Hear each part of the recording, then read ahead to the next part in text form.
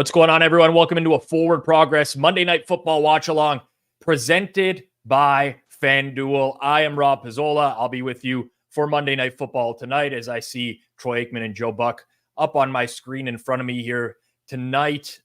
Lots of people thinking it'll be a good game. I'm actually hoping it's not. For those who tuned into the Wednesday Best Bets show here on Forward Progress, took 49ers first half, -2.5, -125 in this game. That number is now a bad one after the news that Christian McCaffrey will not play tonight. This was unexpected. We know that he's been nursing an injury, but it seemed very much like he was trending towards playing. We got a surprise announcement about an hour ago. Props market's going nuts. I'll talk about how I will play that, but I do want to say that a lot of my handicap is still the same on this game. I watched football yesterday. I watched Kirk Cousins play. He stunk. His mobility was next to nothing. Now, he's never been a mobile quarterback, and Aaron Rodgers is certainly much more mobile, better athlete than Kirk Cousins all around. But my premise is that there's going to be a lot of rust here for Aaron Rodgers in the early going. Got injured September 11th last year. Talking about almost a full year away from football. No preseason. Didn't get those reps with the first team offense. If we look at the quarterbacks that didn't play in preseason yesterday, a lot of bad performances as well. So I'm sticking with that prevailing theory. Got to downgrade the San Fran offense a bit. I'm not a running backs don't matter guy. I believe there are plenty of running backs that matter. I'm not saying that it's super significant, but you did see line movement on this game as soon as Christian McCaffrey was announced out. I don't know what the 49ers are going to do in the backfield. I don't know if it's going to be Jordan Mason getting all the snaps. I don't know if Deebo Samuel is going to play back there. I don't even know who the next running back is, whether it's Patrick Taylor or Isaac Guerendo. I don't know. But my premise is that the Jets will start slow. So I still like the first half in market right now. We're not going to lock it in on this show because it's already locked in on our Forward Progress channel. But if I was going to bet anything in this game, and believe me, you don't want to be betting last minute, I'm still going to go with my theory that the Jets are going to be stuck in the mud early in this game. 49ers first half. Welcome to everyone in the chat. I'm going to get to as many comments in the chat as I can today. Per usual, see a lot of regular faces. Scott, Alvaro, Anthony Glenn, Free, Bung Magoo, William Craig. Appreciate all the usual suspects. I see some new faces in here as well. If you're new, make sure you smash that like button down below. Well, everyone should smash the like button. Make sure you're subscribed here on Forward Progress. We don't have a lot of time till kickoff, so I do want to get some props out of the way in the early going. There's two that I'm going to play, and then I'm going to talk about ways that you should think about playing the Christian McCaffrey injury. First and foremost, I am buying the reports, like other people are, that Mike Williams is going to be limited for the Jets today. Earlier today on Forward Progress, Judah Fortgang talked about Alan Lazard, threw him in a same-game parlay. I think the Alan Lazard numbers are gone now. He got bet over quite a bit, but Xavier Gipson, in my opinion, is the guy whose number didn't really move all that much, and I think he's going to be on the field more than people expect. Very low receiving yards total at 10.5. That's a great number at FanDuel as well. I'm playing over on Xavier Gipson, 10.5 receiving yards at -110 for a full unit. That's the main prop that I like on the Jet side, just because the Mike Williams unders have been bet now. The Alan Lazard overs have been bet. I think Gipson is a beneficiary of Mike Williams' reduced snap count. For those who got in on those other players earlier, congrats. Love betting early. I think that's great. On the San Fran side, call it square. How do I do a square with my hands? It's more like a circle. There's a square. I'm playing Brock Purdy over on passing yards. You should shop around. The market is pretty much in this area here on Purdy. Might be able to get a slightly better number than 240.5, but I'm going to play this for a 3/4 unit, $75. Jets defense is good. Don't get me wrong. Brock Purdy in every home game last year exceeded this total. He exceeded this total by a mile in most home games last year. The Jets, with the holdout of Hassan Reddick right now, I don't think that they're going to be able to apply as much pressure as people think early on in this game or throughout the course of this game. I think also like Purdy going against good defenses is somewhat overstated in that he's been bad against those defenses. Yes, he does beat up on inferior opponents for sure, but this number is too low.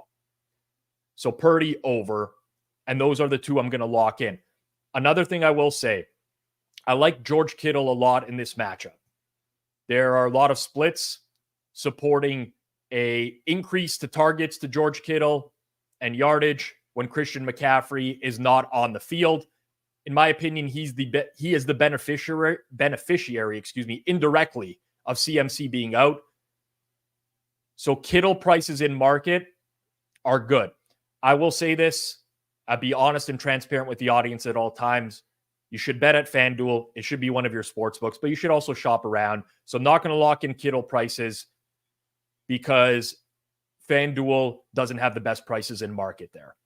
But I do like George Kittle. Now, in terms of how you should play this CMC injury, nobody has any idea what's going to happen here. Like I said, does Jordan Mason get the bulk of the carries? Do they move Debo to the backfield? Do we start to see some secondary players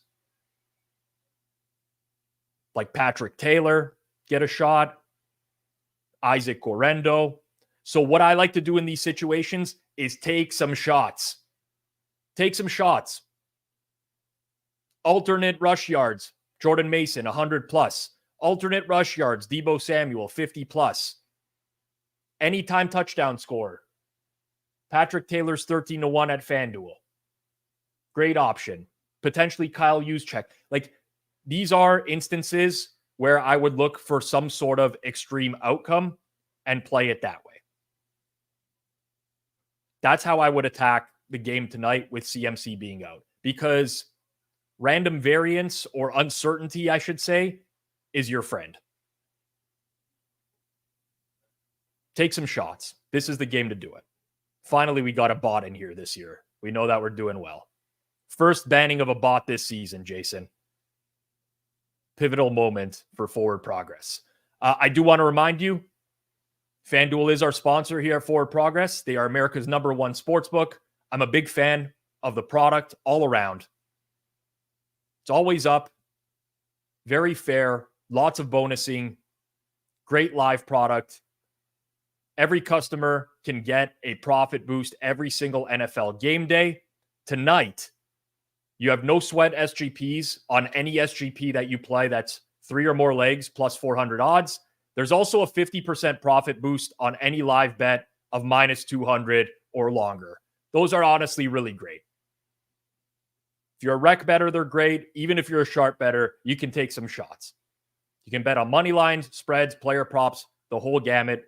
Great live betting, very fast bet settlement, instant withdrawals. FanDuel makes betting on the NFL easier than before. Just visit fanduel.com/forwardprogress and download FanDuel today. That's fanduel.com/forwardprogress.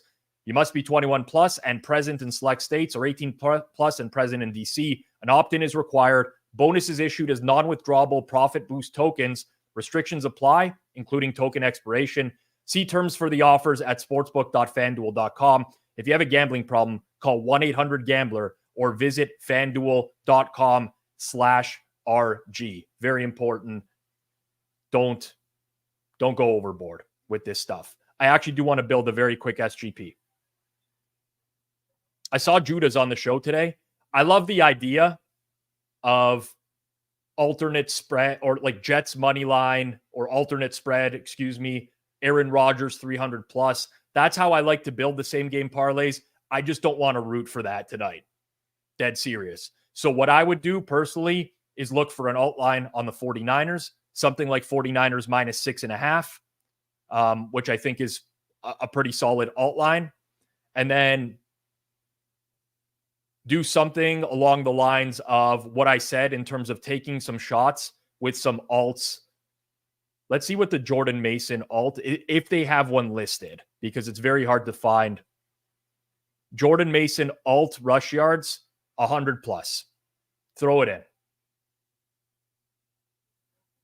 That's just a two-legger at plus 627.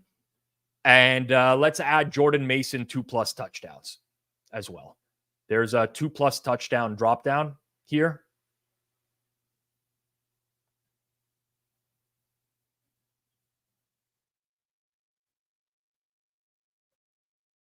$20-1, essentially.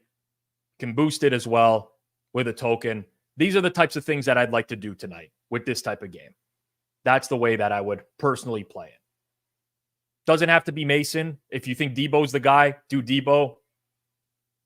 In these instances, sometimes it's also good to put the opposing quarterback, maybe alternate passing yards. But I think Rodgers could potentially be cooked, and I don't want to go down that path. But these are the types of fun games where no one really knows.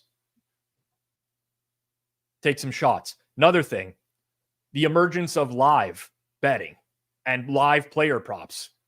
If you see in the early going, Isaac Guerendo is in the game, Patrick Taylor's in the game, hit these guys. Anytime touchdown scores, over live yardage if they're offered. That's one way to get in on it. And you could always use your 50% boost on those touchdown scorers as well. It's the best way to go about things. I'm personally going to wait for this game to go live and then do 2+ touchdowns for George Kittle and use my 50% boost on that, because I doubt anything will change with regards to his odds. So, yep, that's a good call. I actually want to add one more bet right now, just because it's a very good price.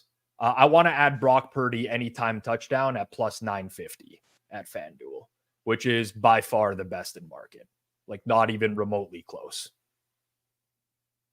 I think that's a solid edge, like 3 to 5% type of edge. Again, in a game where we don't have a dedicated back, throw $10 on that to win 95. Love that.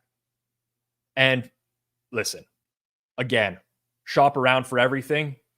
I don't want, my intention is not to make this a FanDuel infomercial, but if you're going to play touchdown scores, that's usually the spot for a lot of these guys.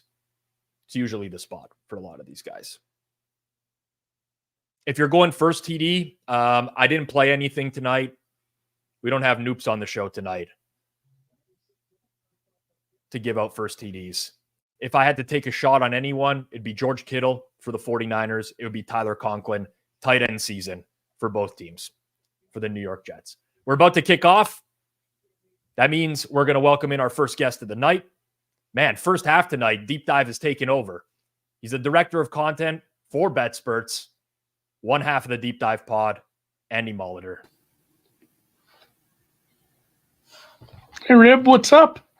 Yeah, first quarter, I got reached out by, Alex, and I said, well, I don't want to run into halftime, so I'll take the first quarter. And then freaking Tweedledum takes the second quarter anyway, so halftime might start a little late. Enjoy talking to you. I miss you. I miss you too. Last time we were on here, we were talking about your big package. I believe when you went, the man with the largest unit size. There we go. It's already come. I feel like I'm wearing a Bet Online hat after you do your FanDuel infomercial. I feel like a dick, but Dave sent me a hat. I got to wear a hat at least one day. That's fine. Old address on file. I had to go to the old house. They call me like, hey, we got a package for you. I'm like, oh God, don't open it. It could be anything. What's the rub then? What's the rub on this one? Did you have a cider total early in the week? I didn't hear your first part of your. I bet 49ers first half early in the week. Like I never had any expectation that CMC would miss the game and I'd have a better number at post. But here we are. I'm operating under the premise that Rodgers is going to show some rust in the early going. Those are my thoughts. Yeah, kind of simpatico aligned with you there. I bet first half San Francisco, it was like, you know what? They got a couple of guys out on defense. Actually, they have a handful of guys out on defense. Some of it's depth, but I'm kind of in that same boat, especially seeing what we saw out of, my guy down there, Kirko. I mean, you can see look at the game script already. It's going to be just, hey, let's not let him sit back there for too long. Let's not get him hit. This is a nasty front four. I don't know what you think of this offensive line. Half of it's new. 3/5 of it is new. I think it'll be fine over time, but I think that there will take some time to reach that peak. By the way, big fan of Kirko. I haven't heard Kirko as a nickname before, but let me just count down the play clock really quickly here before the next play. We're at 12, 11, 10, 9, 8, 7, 6, 5, 4, 3, 2. Are they going to snap the ball? Yes, they are, right as we get it off, and look like an Alan Lazard drop right there. Are we simpatico tonight? We are lined up. I'm watching I just pulled up Hulu because that's easy. Honestly, once you have that package, Hulu is easier to find the game than actually going to ESPN. Yes, I wouldn't know. I'm in Canada. It's very, very different. Yeah, you guys. I don't even know what the hell a Hulu is, to be completely honest with you. You and the Europeans just pains in my ass. Like, oh, just put it on Sky Sport, bloke. Like, no, we don't have Sky that'd Sport. Be lovely. We have DAZN here, which is spelled DAZN. Oh, sure. But pronounced DAZN, even though Chernoff came off the other night and called it Dazn. By the way, is he a real Canadian though? I mean, he's been all over the Americas and South America. I don't know if he's Canadian anymore. He really is. He has a lot of Canadian attributes, I would say. Certainly Canadian. I do have to give a shout out to Christoph Harper in the chat. $100 donation. That marks, I think we've had a donation every single night here. Appreciate you, Christoph. Thank you very much. We don't ask for donations here on Forward Progress, but they are open. We use them. We use all the money, reinvest it back into the company, aka paying Kanish his salary for Hit the Books. He drives a hard bargain. But thank you to everyone out there. And we got young Vulcan in watching from New Zealand tonight. I don't know what time it is in New Zealand. I think it's got to be morning, no? Australia's like straight up the other side of the world. Yeah. It's got to be like 18 hours ahead or something. Yeah. I've seen it. I would have called it Dazn too. Like that makes way more sense in my head. 12:20 p.m. Yeah, it's just after lunch. Watching a little afternoon football. Maybe a little AFL. Too early in the week for that. Yeah. Oh, it was Mason on the first carry, by the way, just out of curiosity. There we go. Yeah, I didn't get deep into the Mason props. Some of it locked up on me. Kind of a casualty of having kids. I'm getting the news and I run out into the hallway at a 7th grade volleyball match. I'm walking down the hall of a middle school trying to find something open. And I like some other, I like tight end props tonight just in general. So once CMC was out, I just kind of, like you said in your preamble there, I kind of ramped up on some of that. Just, hey, let's mash some more SGPs together and put some stuff together where you get a bunch of Conklin, a bunch of Kittle. Honestly, I don't know what's going to happen with the Jets. I'm not sure what the Jets game plan is going to be. I'm just hoping Rodgers looks bad. That will make me very happy. Oh, it's going to be 3 and outs for both teams here. Yeah, I'm just hoping someone on the 49ers has a big game or like multi-touchdown. I don't even know what I'm rooting for at this point. I just started mashing bets instantaneously on the news. Then it got pulled and reopened, but I got a lot of stuff going on. Well, I've seen people go the other way on Mason. My guy Connor, he straight up said, well, I jumped the shark 80. It was like 80.5 or something for rushing and receiving. He's like, I'm going the other way. He's not a workhorse. They have other guys. I don't think they trust him so much that they wouldn't mix in some Patrick Taylor. And I'm not super sure who Isaac Guerrero is. I didn't watch a lot of 49ers preseason, but I mean, they put Debo. It's like Louisville guy or in the something. Backfield. Yeah. Isaac Gorendo. I think I looked up. He was from Louisville. Yeah. So, okay, maybe you would know a little better than me. He got his RAS score. Geez. Wow. Holy moly. Production level is at all-time high today from Jason. Usually he's jumping in and telling us how each play affects his fantasy team, but actually getting a graphic up on screen. I mean, he's working for these $100 donations, Andy. Got to make these producers work. I felt really good about that donation from earlier, but I do want to chime in and say I really need a ton from Jake Moody tonight. So Oh yeah, I do have a league where it's like, oh, that's wrapped up. I need 5 points out of CMC and Moody, and I don't have anyone else. That's not a league that allows you to pick anyone up during the first week. So yeah, I need some field goals. I guess it's dumb, but fantasy's dumb in general. Yeah, Jason actually doing his job. Very rare. DDG asks if we're going to use any of the donations for parlays for the employees. I mean, probably not, but What's better though, that or 10 times that once it wins? Yeah, it's true. I mean, if it's the opportunity presents itself, maybe that should be the idea. We take the donations and we put them in play every night. Well, we did hit last night, so yeah, we did. Might be a good idea. Maybe not. I don't know. I do like betting other people's money. I'll tell you that. It's a thing I do really well. Somebody gives me some money at the casino and says, hey, go play this for me on something. I go to town. I mean, it disappears, the money, but I do enjoy playing it. Yeah, you did a little late night craps when I was out in Vegas. I'm finally recovered. I got the worst COVID when I went out there. Just got sick as shit. You got nailed by that too. A few people reached out to me afterwards. Yeah, they're like, are you sick? Are you feeling it after Vegas? I'm like, nah, I'm feeling great.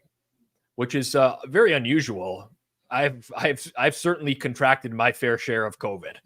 I think I stopped testing at some point. It was at least 4 or 5 times, but I don't test. I don't like the thing in my nose. I just assume. I just don't get sick for that long of a period. It had to be something. Yeah. The Vegas stuff. Usually I didn't drink quite as hard the last couple of days because usually my wife just assumes I'm going to be kind of awful when I get back from Vegas. I'm just moody, tired, pissy about how the craps table went. But I mean, I took it easy after the open bars kind of get to you though. They do. It's tough. I'm not going to lie. It took me over a week to fully recover, but I was coming off a European trip before Vegas. So I had to mix in both of those things together. That's a fumble. We'll take it. I'm hoping. It looked like he turned with the ball, though. It was hard to see with linemen in the way. We need to see the end zone angle. Definitely got to blame Rogers for the shove. Collins. Here we go. Oopsie. Oh, yeah. He had the ball for a while. Great. Oh, yeah. Oh, that's the second great punch of the week. Who's that? Duggar with an amazing. I mean, that was like the game. That was the whole game. They probably should have won based on metrics, Warner. But he did it. Right? Yeah, Fred Warner. Yeah. What a punch. Yeah. If I ever need, some medication to get it up later in life, I could just watch people punching out the ball and that would do the trick. Those are the plays that I like to see. I think Mike Allstott hype videos, that would do it for me. I think that would get me rolling. Debo's in the backfield. Like a good fullback. Debo. That's what we're saying. Yeah. He hates it. He hates it too because he's brought it up multiple times. I don't want to be a running back. I don't want to get paid like a running back. And I don't want to get hit like a running back. But I will say, you got to fill in for your boy. Did you watch Receivers on Netflix? Oh, yeah. Debo came across to me as a guy that he cares, but not enough. I don't know if he came across like a guy that had a lot of self-interest. It is wild how there are some people that play in the league because you see all these players and you can tell they're hyper competitive and they can't lose. They hate losing more than they like winning, and they do everything they can. They're in hyperbaric chambers and they're hiring private chefs and they're doing everything.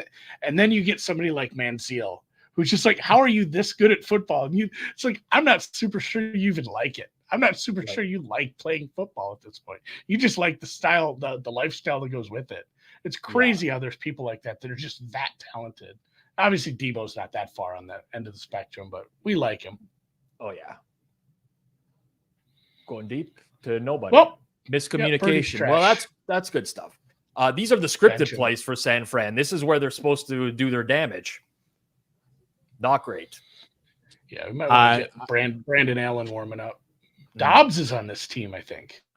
Yeah. I was just going to jump in and say, It's only been 6 plays for the Niners, and they've like already conceded a ton of pressure on the left side, which is obviously going to be expected. Here's your boy Moody, though, Jason. This is big for you. What's this in fantasy? 46-yarder? Is that 4 points? 4 points. 4 points. Well, he's got to make it for it Wide to be right. 4 points. Wide right. Robert. Oh, you're such a fuck. Now I got to pull up. I hate looking at fantasy scores. Now I got to look it up. So I need 5.1. Just you would think he could another field goal. Yeah, I think did look it up. Good. I don't Josh like losing in Dobbs that league. It's my home league. Dobbs is inactive, by the way. It is Brandon Allen that is backing up tonight. But is it like the thing where Russ had his gear on and he was inactive, where you can have that third quarterback? I think you can't put him in until everyone else is hurt. Yeah, that's the caveat around the third quarterback. I don't think that, I that don't this like is what's kickers. going on tonight. I don't think that's what's happening here personally. Dobbs is fun for like a week or two up here. That is the fun part about getting to observe like the local fans. Yeah. And just like whenever something happens like that, I don't like to listen to local sports radio anymore. But like when stupid shit like that happens, it's fun to crank that on because just the overreactions. I think it was maybe the Niners game where they won. Was that a Dobbs game? And then he had like 2 or 3 really good runs. They were all on like 3rd and long. And people like, we could do this with Josh Dobbs. Like, I feel like he has an expiration date. Yeah. People, and then once they hit that wall, it just gets uglier and uglier with each passing game. That was it was tough to see at points last year. What do we got for a live line here in this game? Just out of curiosity. We closed. What did we close? Minus 193.5. Yeah. 5.5 now. All right. Well, I'm just really sweating this first half, Andy. Take the field goal. Listen, I'll take the points. But I want some a push is better. What number did you get? Was there 2.5 early? Yeah, there was. I paid some juice on 2.5. Yeah. I'll take a push. Sometimes it just feels like I made a bet to make a bet on a Monday. End of first week. We waited all year for this. Wasn't a bad Sunday. I really, really, really, really dislike the Titans at this point. That was one of the I think I'm more used to it now, maybe over the years, right? I don't get as mad as I used to, but I feel like I should have been more mad about that, just watching that game unfold. I have to be real with myself. I caught a lucky break with Lions spread last night. I won the Lions. Yeah, that's fair. It kind of balanced out. Obviously I was pretty miserable with the Titans. But I had a really good week 1. Everything. Sides, totals, props. I almost don't even want to bet the rest of the year. Fandom, yeah. I think I should shut her down. Out of the Browns. Yeah. I think I should shut her down for the rest of the year, and that's it, man. It's not gonna. I'll probably just give away a few units next few weeks. It feels good when your strongest convictions come through. I guess I was hard on the Vikes. I really, really didn't see it with Dayball calling it. I was hard on Tampa. I really just thought the secondary was dog shit, and that was all that was going to matter. A couple of those, I didn't. I bet on Atlanta. I guess that's a shame. I shouldn't. I should have to wear that bell around my neck all year. But a couple of the really strong convictions came through. That makes you feel a little better about I'm not just completely screwing this whole thing up. 49ers are getting some penetration in the backfield. They are getting there. I noticed the graphic very quickly went to 2nd and 10. Are we sure that Hall got back to the line of scrimmage here? Looked a little short. I would make the little things, Andy. I think that's the 2nd and 11, personally. Yeah. Looked like he lost a yard. The spotting of the ball hasn't been great this week. I don't know. People haven't complained about the refs as much as usual. I don't think we had a terribly egregious roughing the passer that was, really soft. There were no hip drop tackle calls, I don't think. No, there should have been one on Josh Allen. Yeah. There should have been one on Josh Allen. But you're right. We didn't see that. By the way, this is Nathaniel Hackett at his finest right here, I got to say. I'm fine with this. Yeah, this is I mean, I guess you were expected to lose this. Not exactly a huge underdog, but you were an underdog traveling to the NFC champs. It's not an easy game, but Jets fans are going to feel really bad if the offense just looks like this for 4 quarters. Yeah. I mean, listen, I could see that they're protecting Rodgers maybe a little bit in the early going here, trying to get him back into some game action. Wow. That was just a really good catch. That's a catch and a half, man. That's a catch and a half. That's honestly kind of vintage Rodgers too, where he would just finds a guy one-on-one, gets it out there. I mean, that's really good defense. Yeah. Really good defense. Not much more you can do there. And that's the big difference. I compared him to Kirk. Said, hey, bad injury, missed some time coming back, but he had fucking zip on that thing. Yeah. That wasn't what we saw down in Atlanta. No. I agree. No, Kirk looked really bad yesterday. And Kirk has always really struggled under pressure as well. It makes it look so much worse. Key here is that planning foot. Got any. Yeah, planning foot for Kirk, not for Rodgers. I know there's some propaganda coming out of Flowery Branch. They're saying, "Oh, it's not an injury. It's just we work." It kind of looks like he's not 100%. It really looked like his legs are not underneath him right now. So that is a cancel. Atlanta is a cancel for now. I predict run up the middle. Okay, it's like you've watched a Hackett game before. I'm good at this. I do have a gift for tendencies of teams. If a team ever wanted to hire me, put me on the sideline, I'd be open to doing it. I'd be the guy making the calls. Run, pass left. What we're saying, not to do this, or do you think they need a guy predicting what play they're going to call? What are you talking about? You wouldn't have enough time to get it in. It's the linebacker's helmet. It's a little too much. 5 wide here. That was the whole premise of Tecmo Bowl. Oh, that's again. That's the only way to blow up a play. You had to pick the exact play. That's how you do it. Once you pick the right play, you just blew it up. Where can I bet Jets Super Bowl right now? Oh, I'm sure those markets are up. I don't care if there's a game going on.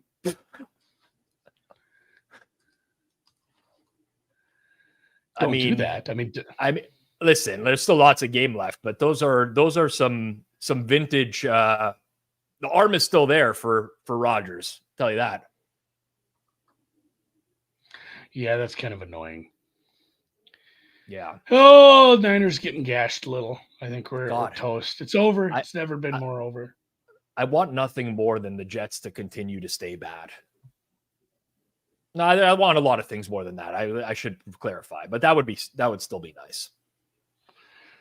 I still have it as my top defense. I mean, even with Reddick out, as far as the ratings go, but I didn't know quite how to rate this offense coming to the season. So yeah, kind of put it middle of the pack. But I mean, if this is the play calling might still be average-ish, but if that's the kind of passes you're getting out of Rodgers this year, shit, might be a good offense. Wilson's great. I guess it depends what you get out of the rest of these guys. I think I'm really going to have to suffer through this first half. Xavier Gipson. Yeah, what's wrong? Hard, Mike Williams. I'm just trying to think of who else would step up and make. I mean, Rodgers has done that before. He's made bad to medium, middle of the range wide receivers look good.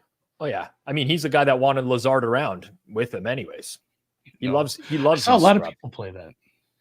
I think a lot of people are betting the Lazard props. Yeah, because there's some reports that Mike Williams is on a limited snap count today. And he hasn't seen the field yet. Just to throw that in there, and then I disappear. No, you don't have to disappear immediately. You could stick around for maybe a second longer next time, and don't make it so abrupt, jarring. Take your bow when you bring some good information. He didn't even breathe there. He just came on really quickly. He said a whole sentence. His face started to turn red, and he was gone in an instant. I have him nervous now. I kind of feel bad a little bit. Doesn't know when to jump in and out. Yeah, It's tough. Dude, peanut gallery on him every time. Yeah, the Hall receiving alts would have been good. Somebody in the chat there. I think I have Hall receiving yardage over, but he's getting a lot of short stuff. I should have actually probably just taken the receptions. Big third down. Oh, how is he so open? Garrett Wilson again, man. I know. This is a much better secondary, obviously, than we saw last night, but that was maddening because we had some Detroit. And it was like, oh, hey, there's a white blonde dude. He's gonna try to probably get open and catch every ball here. Maybe you should try to find a way to not let him get in between your zone every single down. And what do you have, like 23 targets? Yeah, it was absurd, man. Honestly, I'm done like trying to even handicap injuries for the Rams anymore because they always seem to overcome them no matter what. Really good coaching, I would say. Yeah, they're down like 3 or 4 linemen already. They're trying guys out this week because they had another one end up on the IR now. Noteboom's like a backup swing tackle. He's the third string. Now he's injured as well. Yeah. Garrett Wilson might end up with Cooper Kupp targets tonight. That might happen. He's pretty good with the ball in his hands. Lad McConkey would have scored there. It's the same play. Just need to make one more guy miss. Oh, the Jets are annoying. Everybody hates the Jets. Who are the Jets playing next week? I want to say it's the Titans. I believe so. Week 2. Yep. In Tennessee. Breeze. That's gross for the first touchdown players. It really is. Nobody wants the chalk. I think we've had the chalk a couple times now on the primetime games, at least. It's bad. Honestly, what a drive that was. You got to. I'm not wearing a hat. Got to tip the hat. But yeah, a lot of that was. I mean, Rodgers finding his people. Yeah, and that third down pass to Wilson. Yeah, it was very vintage Rodgers. Honestly, lots of I think they went 3 for 3 on third down on that drive. Pretty sure. But put it out there. Yeah, as a semi Minnesota Vikings fan, that is probably, I mean, even back to Favre, that was the most annoying thing about both of them. They both just extended plays, third down. You can never have them dead. Every third and 8 felt like it was a coin flip, and shit was always dead to me. Not liking where this is going. It's going to be. We just need Purdy to do something he hasn't done all day yet. Find somebody open. Yeah. They got the turnover early. Oof. Down 7-3. Probably in territory for you to get the different pen out. We're not there yet. Jeff Feinberg's joining in the third quarter, so that would probably be a good time. Better time? Okay. Although I might be doing some catching up at that point. It is. Yeah, it is almost 9:00 Eastern. I was going to ask something, then I forgot it. That's good. Fantastic. All right. See you later. Yeah, that's it.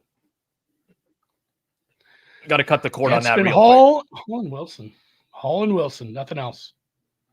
Is Deshaun Watson a better human than quarterback? I mean, oof.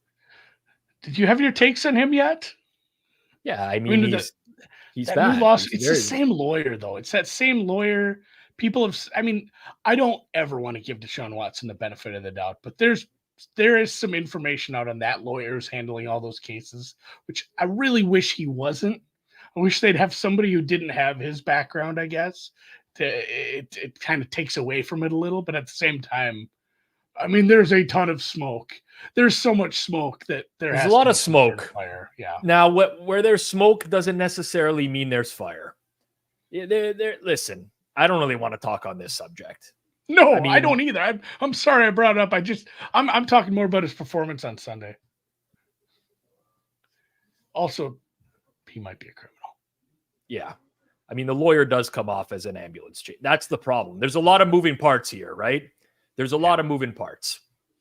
Does the lawyer have any ties to the Browns organization by any chance? Because I think that would Trying to make get a him lot off more him. make a lot more Oh, sense. If he I did. I thought he was Houston based. I think he I was think he is somebody from down there. But yeah, I don't know. Some people have said that his contract it would be really, really hard for some of the, what Florio posited about like them trying to use this to void years off his contract. They say it's really, really difficult to do that once it's written as guaranteed money. I would say if I were the Browns, I would spend a couple million trying to do that.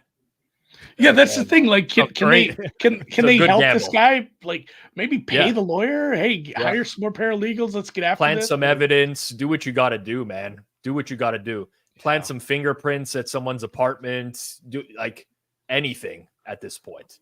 $100 million guaranteed money, and if they cut him tomorrow, so and $100 million. And I'm almost certainly betting Cleveland this week actually. as well. You're betting Cleveland? Probably. I saw the RAS release this morning on Jags. I'm gonna have some thinking to do. If it's gonna get pushed out that far, I don't know. That again, Watson has kind of stunk it up since he's been back, but we've seen flashes of it. Yeah, it was against the Dallas front. He had some tackle issues. I know it really the tackle situation matters. Family member, the tackle situation matters. If I can get one of them back, maybe. I feel a lot better, but I think it's up to +4. It might have jumped the shark a little on one game against a really good pass rush. I don't know what you think. I've been calling it all summer. I say Mike Zimmer might actually be an upgrade. Oh, he is an upgrade. I love Quinn, but like this is not. This Mike is Zimmer's not a really good DC. Terrible head coach. Oh, 100%. Just like Quinn is going to be a terrible head coach. There's just guys who are cut out to be coordinators in the league. Thank you. That's it. Here we go. Oh, buddy. Oh, man, that Jordan Mason's hitting 100 today. He's hitting 100. He is going to get fed. Yeah, Cooper did drop that touchdown. The game state wasn't great with the Cowboys kind of coming out hot either too. It put them in more situations where they could just unleash extra pressure. They're bringing it from the inside from the second level. Like Zimmer was dialing some stuff up. Cowboys defense was fun, and then the corner Carson. It's like like Bland's out. I guess it's not a big deal. Like you still have a wicked secondary. This is a problem. It is. Oh, Debo's even picking up yards. So Debo is the secondary back. So that's going to kind of take, at least as of now, the secondary running backs out of the equation for the 49ers. Also like Jacksonville, Tyson Campbell got hurt yesterday. Their corners. He's missing for sure. Their corners suck, man. Yeah. Like, here's the problem. This happens every year, week 2, by the way. You got to ask yourself, you have like a 1-game sample, and you got to ask yourself, do I really want to bet this team that I only watched last week and was terrible? Ayuk, man. Ayuk, come on, bud. Held out for that long, you got to catch a ball and you're open. I seen that tweet you posted there. I wonder about that too. I'd looked at Conley pregame, but the numbers weren't good. I wonder what his live over is. If he's going to go back and forth, rotating in and out for Ayuk, might be interesting. He's gotten some looks in the past. Yeah, you know what? That might be worth a look here at the next break. I got to figure out what his jersey number is so I can start spotting him while he's out there. Yeah, it's tough sometimes. They all stand sideways. There we go. Oh, somebody caught a damn ball. That's Ayuk. Let's go. You talk about the big week 1 adjustments too. And do you end up having do you have a Malik Willis number? Like what's your bet Green Bay number with Willis in? Well, so okay, this game really fascinates me. So full disclosure, I don't do numbers until usually Monday after Monday Night Football or Tuesday morning. That's my usual time. Malik. That's why I asked you. I'm not done with it. Okay. This game is the classic. Everyone, the sharp people are going to bet Green Bay because it's like over adjustment, right? Oh, like Love isn't worth. Malik Willis sucks. Like, he is absolute dog shit, trash. He cannot throw downfield. He takes tons of sacks when he gets pressured. I don't know. I guess, like, okay, if you said, yeah, Rob, you can get a touchdown at home, I'm going to take that every time. I wouldn't think about that. Well, of course. But, like, I don't want to bet three and, like, no, I don't. No. Like a legal procedure? I don't have the sound on. I got to learn to read lips. Illegal formation, yeah. Illegal see who formation. the ref is here? They declined it, by the way. So they've got, which they go 2nd and 10 instead of 1st and 15. That's a Carl Schefter's game. There was a release on Green Bay. It was 3.5 this morning. I like that. I wonder if you see it work its way back as maybe some opposing money comes on that other side. I was close, but yeah, watching any Willis tape really brings you down to the earth. I think the one caveat here is just if you watch and rewatch the Indy game, I mean, they got run on by somebody who didn't look very good last year in Mixon at times. Like Mixon looked like Jesus Christ incarnate when he got the ball. I think some of that was the blocking, but at the same time, they didn't look very good in their run fits. And Green Bay has some road graders up front. It might just be like Josh Jacobs' comeback game. Like, that would be the game plan, right? Hey, we need to, unless they're absolutely going to start putting 8, 9 in the box every time. But that's what, wouldn't you do that? Wouldn't you do that? I would. Do that anyway. I'd play everyone 1-on-1 and just say, fuck, Malik Willis has got to beat me. That's what I would do. Yeah. And like, it would be like another thing too, if it was just some other asshat head coach on the other side. But it's Steichen. Like, Steichen is good. He's smart. Yeah. He's not just a dummy. I will say, though, Gus Bradley is kind of a dummy, I would say, though. Gus Bradley is very vanilla. Yeah. I've given him some leeway as he's gotten different jobs, and I think I might be just done on Gus for forever and ever at this point. I don't know. Yeah, and at the same time, I look at that, I'm like, well, if that's the game plan, maybe I don't want to do what I did last week and have money getting points with a terrible quarterback like Levis, just pulling the same shit again with Willis. Maybe I just go bet some Josh Jacobs halts and just assume, hey, they lose by 8, but he has 150 yards. Because that's the only thing that's going to work, and it's going to work in spades. Why do you think the offenses around the league were so shit yesterday?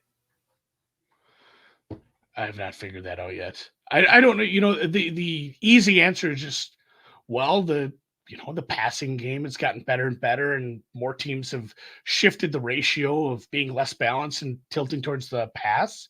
And then, a couple of years back, it's the too high safety became more prevalent, and we adjusted for that. And eventually, if you're going to end up with lighter and lighter linebackers, more linebackers are turning into, hey, just like you have 3 strong safeties now. You have lighter guys, you have faster guys. And I think teams are able to identify, like, hey, you have 8 in the box. Well, that 8 in the box doesn't weigh what it weighed 5 years ago. Right. Like, your nose tackles are more athletic, and being more athletic's nice, but you got these 380-pound offensive guards that maybe can move a couple extra people now. The run game is becoming a little more in vogue. I don't know. I'd love to see that. I'd like to see what. It's hard to say, like, oh, linebackers are lighter, because you go look at what they weighed in the 80s. Look at, Joe Dick was out there playing. I'm 5'8", 160 pounds, outside linebacker. The big thing for me is we just haven't had like a lot of good quarterbacks come into the league recently. Like the miss rate on quarterbacks in the last few years, with the exception of Stroud, has been pretty damn high. Like, you got a lot of young quarterbacks that just aren't good, frankly.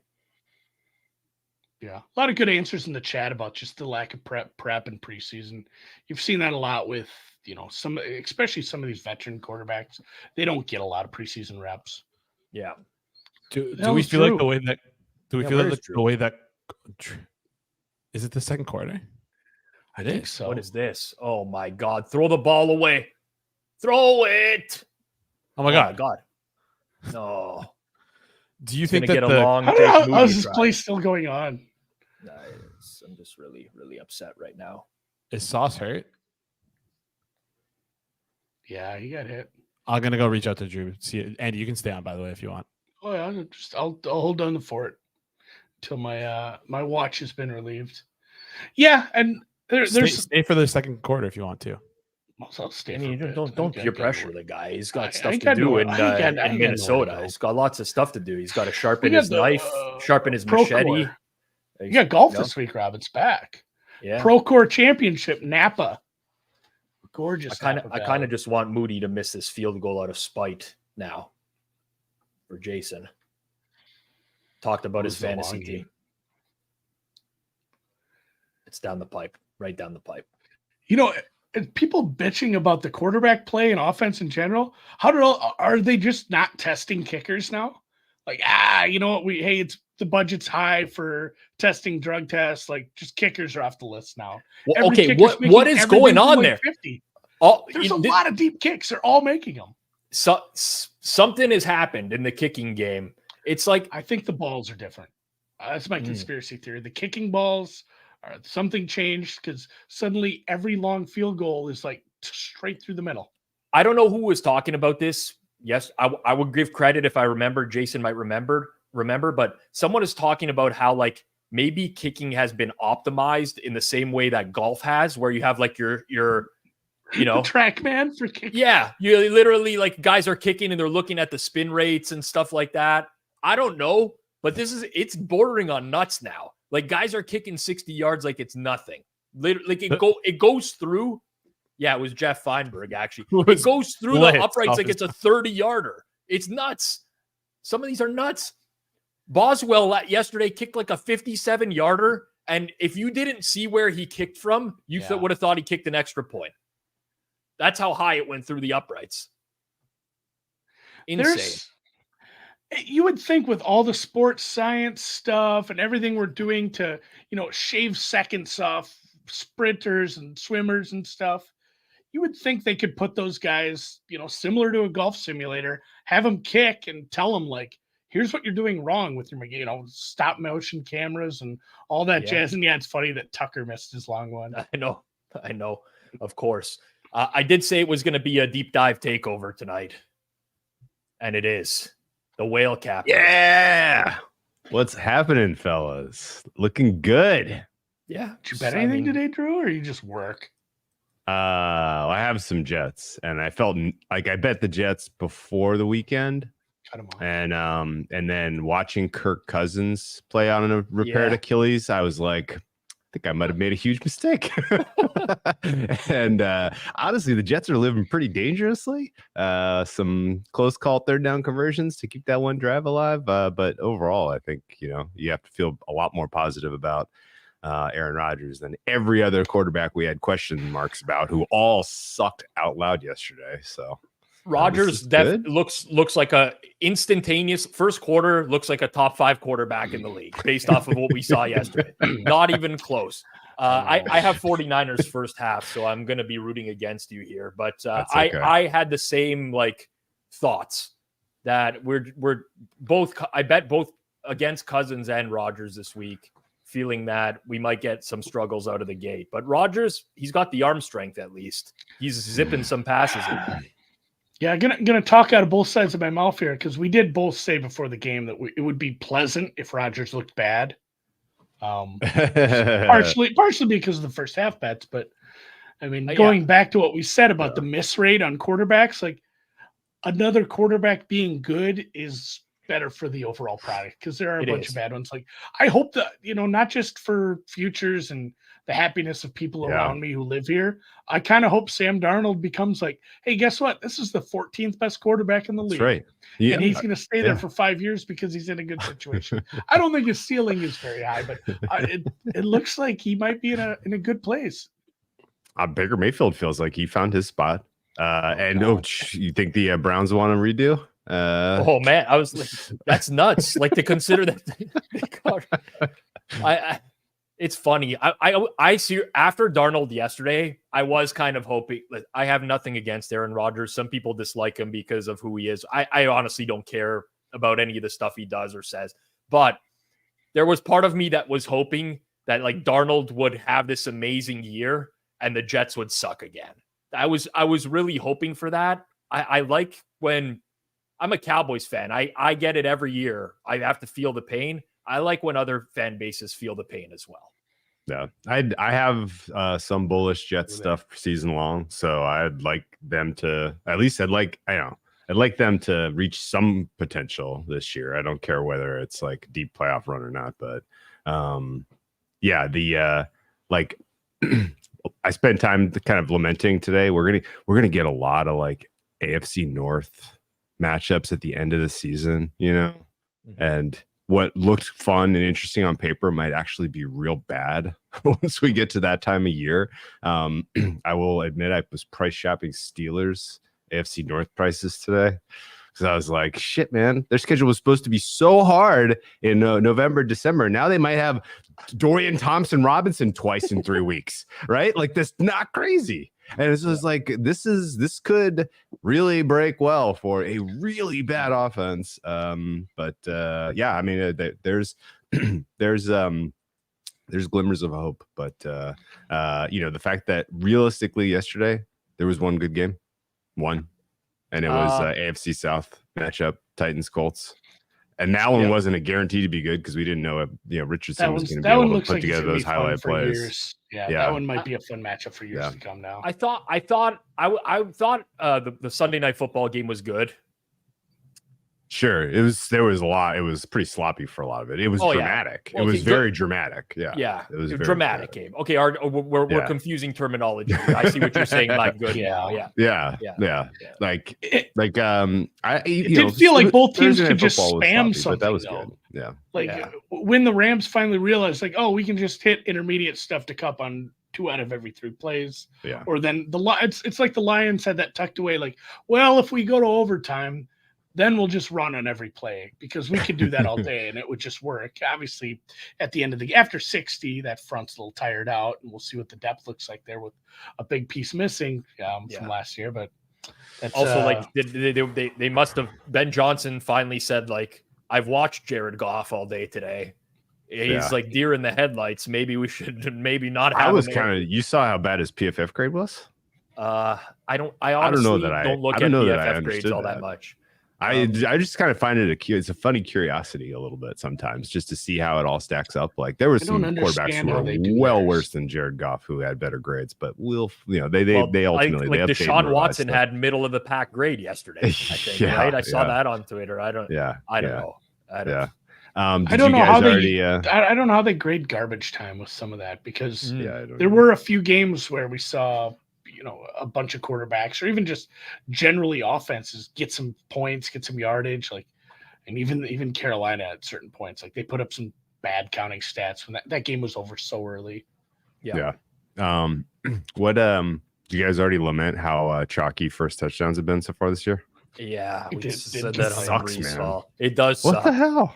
Wouldn't it like it was like Henry somebody it was Barkley, Gibbs, and now Hall. My God. One of the Niners games last year, we got Bell. Remember Bell? Especially in this game, Drew, where like CMC's out, and now you have all these options available to you, and it goes to Hall. Free Saul later. That sucks. Wow. Yeah. Somewhere Noops is not happy right now. Tickets. I heard you were in Vegas, maybe with Noops as well this week, Drew. No? Yeah, Noops and I were hanging out. Brinks, Brisket, really good crowd of folks. Randy Costos. Brinks is dead. Sammy to me, P. I'll tell you. Brinks is dead to me. Brinks is tired. Charlotte covered, man. What are you talking about? That guy, I'll tell you, that guy, I tweeted that I was at Circa for Game 7 of Leafs Bruins. Oh, yeah, and he happened to be in Vegas, and he just showed up and cheered against the Leafs for the entire game. He just sat next to me like, this team sucks. They're going to blow it. They're going to lose. They did blow it and lose, but it really upset me. Well, the only Brinks story I have for you is I went to sign up for contest first, so I was at Circa and waited till 9 a.m. because if you try to do any business there when everybody's in line to get their bets in for the 9 o'clock kickoffs, it's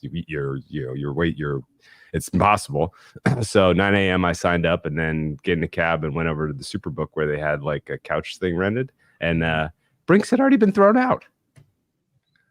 He already had he had already worn out his welcome. By 9:30 in the morning. He was gone. He'd gotten tossed. Doesn't surprise me. Like, what? Doesn't surprise me. We ended up having a lot of fun. No, no one ever told me what he get. I've seen more people get kicked out of sports books for, sometimes it's passing out, but for just like, sir, you can't sleep here. Sir, you can't sleep here. And I love it when they argue and they're like, and it was this nice lady at the Wynn, and she's like, honey, I can't even begin to tell you how many cameras are pointed at, in your general direction. Like, you're passed out. Like, I'm going to bring some big dudes to carry you out of here unless you just leave. Just wasn't going to have it. I love that. I think ultimately it was basically like he was telling the wrong people that like this place is a dump. It's like it smells like, just generally was not impressed with the quality of the environment, I think. I can't say I've never been 86 from somewhere out there. I've been kicked out of bars. I mean, that happens. Yeah. We ended up having a great time though. It's really fun. You've been kicked out of bar, Andy, before? I can't picture that.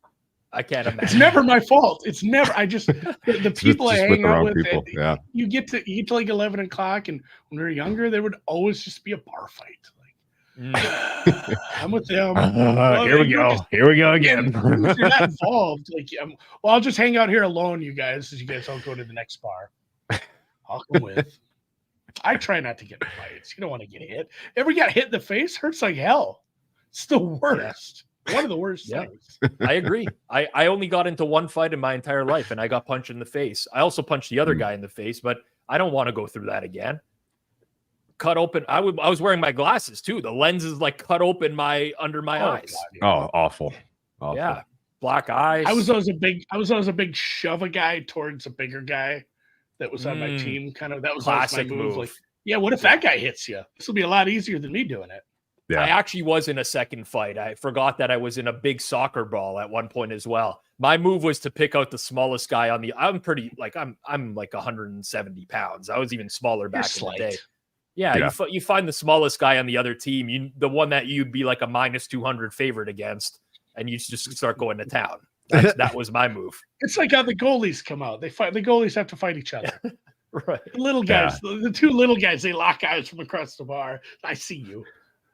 Oh, man. Let me put my inhaler down. Other stories from Vegas. Sammy P took us to his favorite wing shop, which was like this Buffalo Dive. Way out of the way, but the wings were as good as advertised. They were very, very good.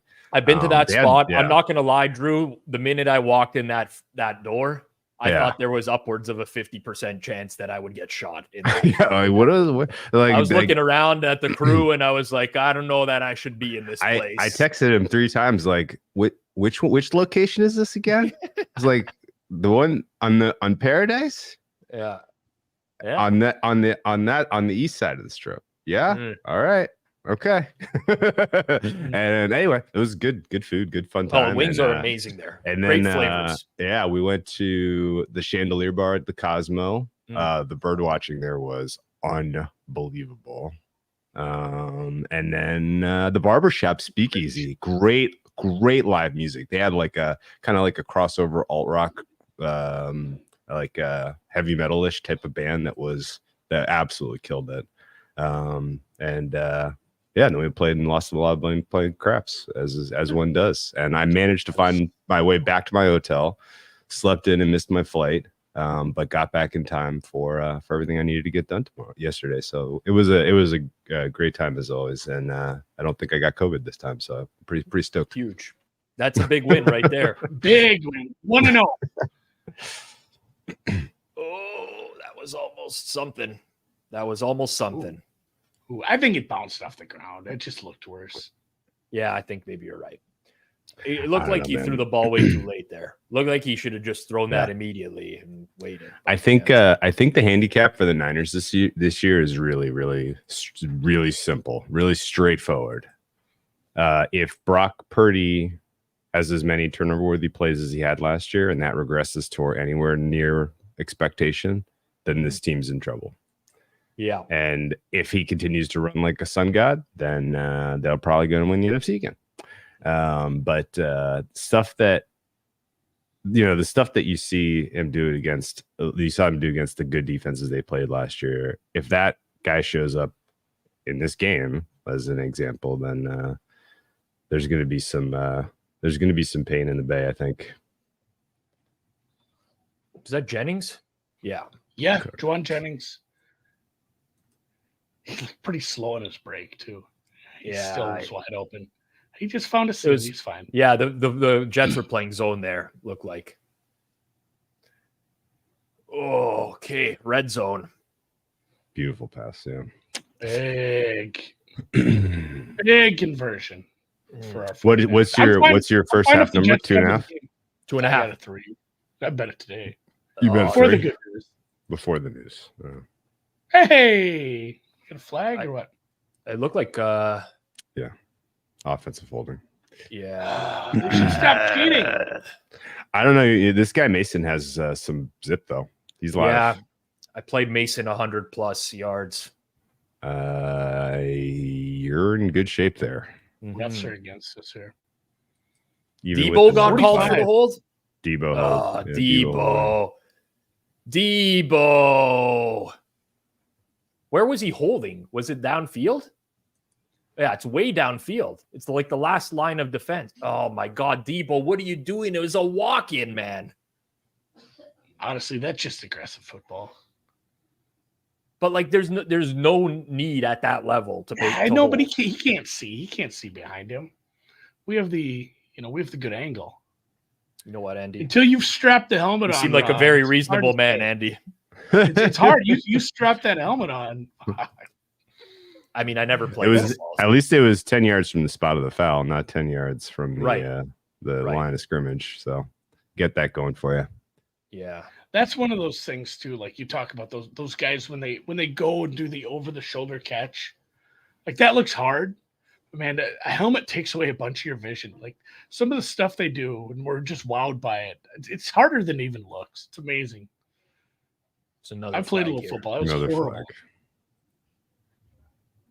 Oh my God! Off OPI.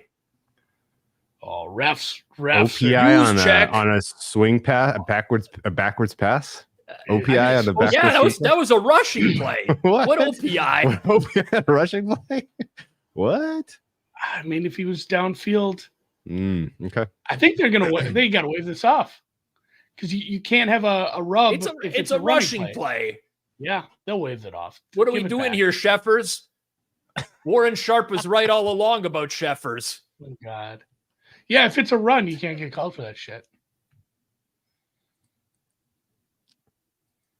Yeah, they righted the ship. Okay, they righted the ship. Right. They righted the ship. Yeah, cancel. That flag is a cancel. All right, Sheffers is back in the good graces for a little bit of time.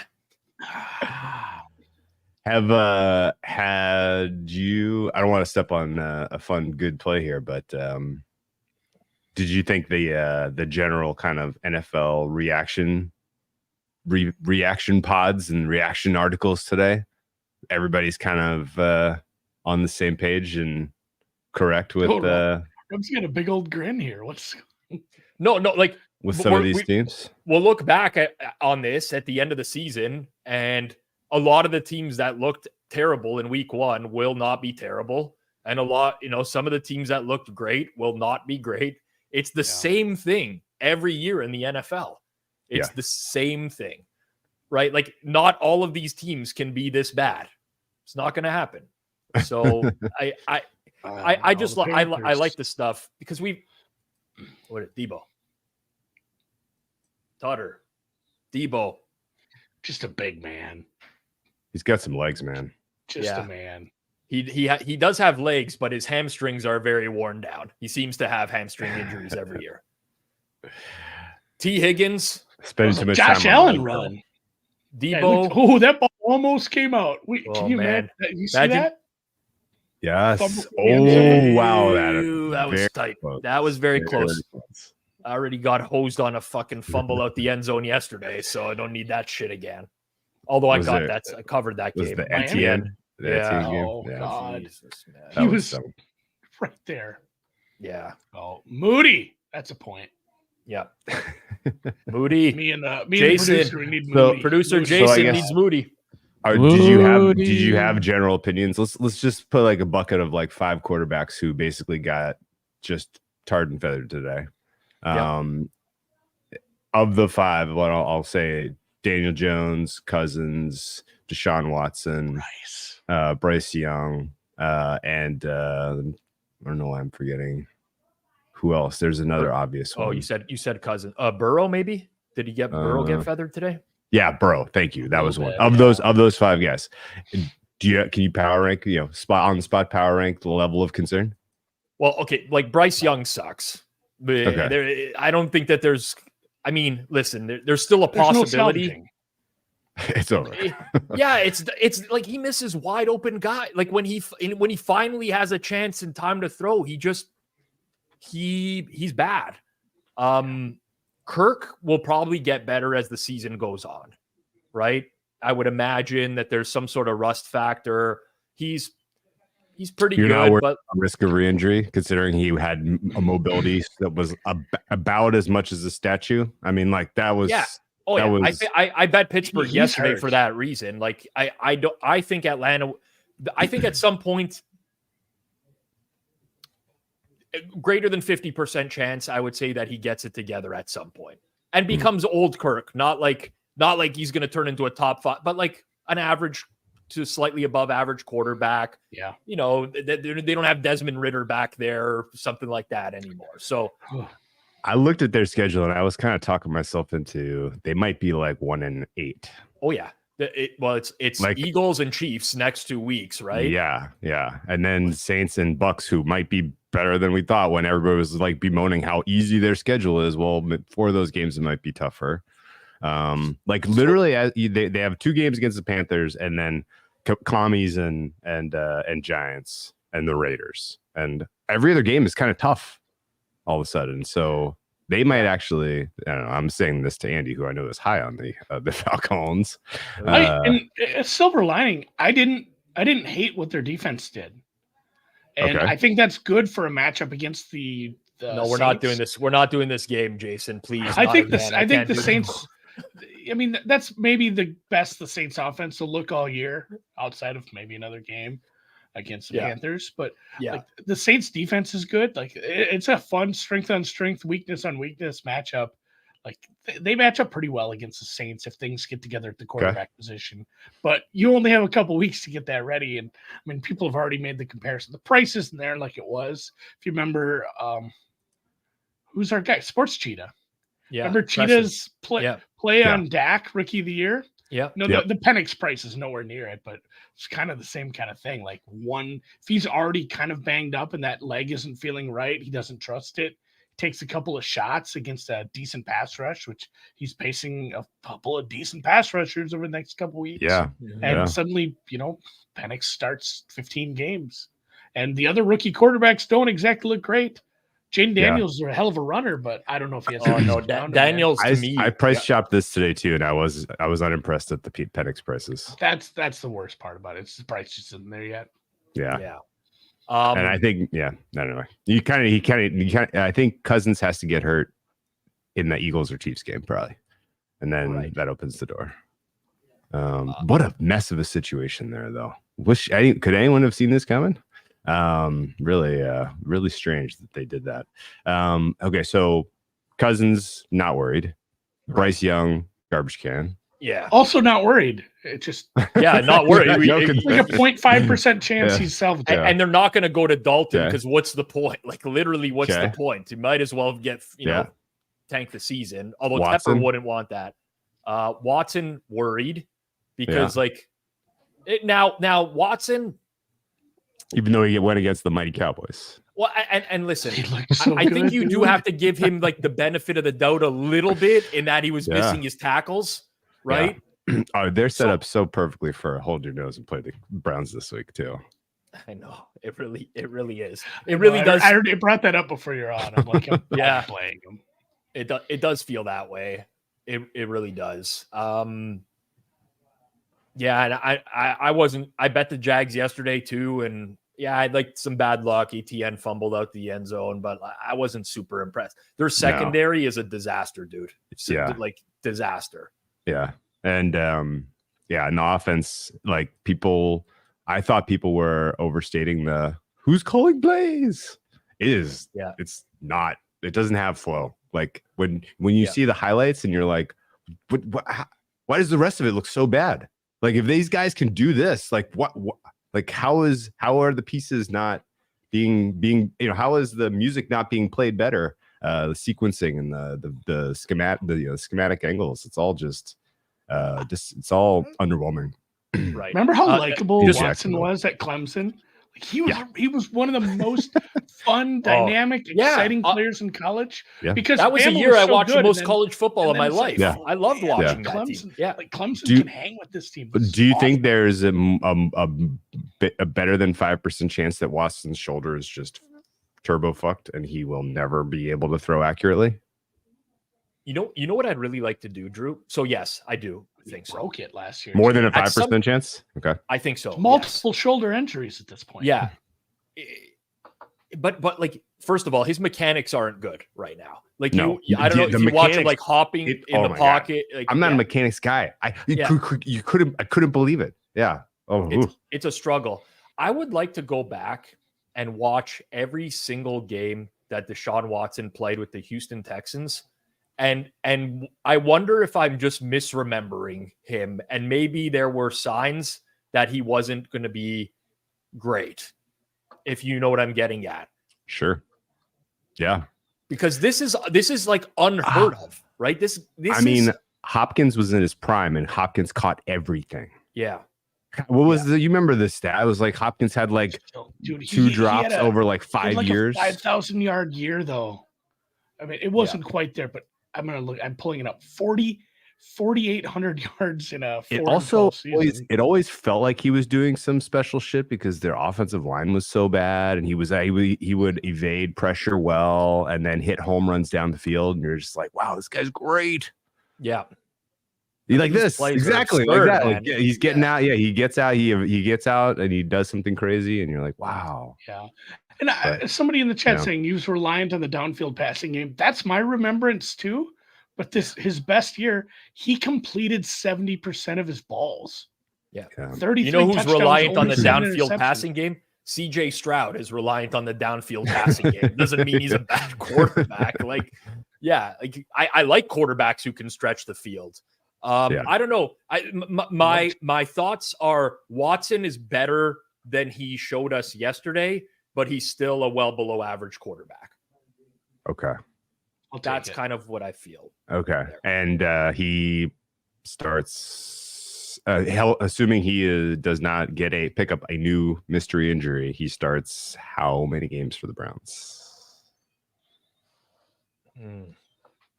They're paying him so much money, man. They're paying him so much money. Like, what's it going to take? You have a good backup, though. You can just say, like, say, hey, we have this great defense. We'd like to win some games. Money be damned. We're going to tell them you have a shoulder injury. You're sitting. Yeah. He did that to them last year. It's sunk cost. What are you going to do? You're paying him whether he's on the field or not. Yeah. It'd be nice to win some games. Okay. Daniel Jones. It's just the shittiest situation. Jones is not good, but also, like, I've never been a Daniel Jones fan. Anyone who's watched my content knows that I've ragged on him forever. He's not a starting caliber quarterback, but he also, like, Flores, like, really confused the shit out of Dan. He was in orbit yesterday, Daniel Jones. Like, Flores, masterclass defense. Daniel Jones is going to light up Washington this week. And if he doesn't, then you might as well just go to Drew Lock, because that secondary is so bad for Washington. Like, Baker Mayfield looked like Joe Montana yesterday. So I don't know. Jones Baker Mayfield is. I mean, I think they can just get Neighbors the ball in space. He's going to have 100 yards after the catch You give them against that catches. team, it should. Yeah. Like, yeah, they don't tackle very well either. It's not just coverage; they do a lot of things wrong. So that was annoying that there was a release on that because that was a circled over, and I'm like, oh, this is gonna be a gross over, and then fucking market got blown up. Yeah. Yeah. Was that Warren that blew that one up? I can't. Or was that a Rass? No, it was a Rass play, I think. churn baby churn. I think Churn, baby churn. Okay, so so that leaves the one maybe the most important and the hardest question to answer, which is Joe Burrow. Yeah, he's hurt. He's gonna be fine though. How hurt is he? Yeah. Does throwing 38 passes a game every Sunday help him get better? Like, if this, he's fine. He's fine. Like, listen, I think Joe Burrow is like slightly overrated, but we see the same thing happen every year. Guy starts slow every year, turns it around at some point, goes lights out. But it's one thing if it's a reps thing. If it's another thing if you have structural damage to your wrist in your throwing hand. Well, of course, and it's one thing when you have like Andre Yeshivas as your number 2 instead of T. Higgins, right? Like he's very reliant on Chase and Higgins being in the lineup. Here's what I want to push back on. Right? Does the Chase contract does it look a little different in hindsight now? Yeah. Right. Yeah. Like he probably is like this. I'm going to lose leverage. It's about to happen. I'm about to lose leverage if I don't get this. Yep. Higgins is in somewhat of a similar boat. Like him pushing through and playing through with a hurt hammy doesn't feel very likely, right? No, he's going to be a free agent next year for sure. Yep. His days are done in Cincy.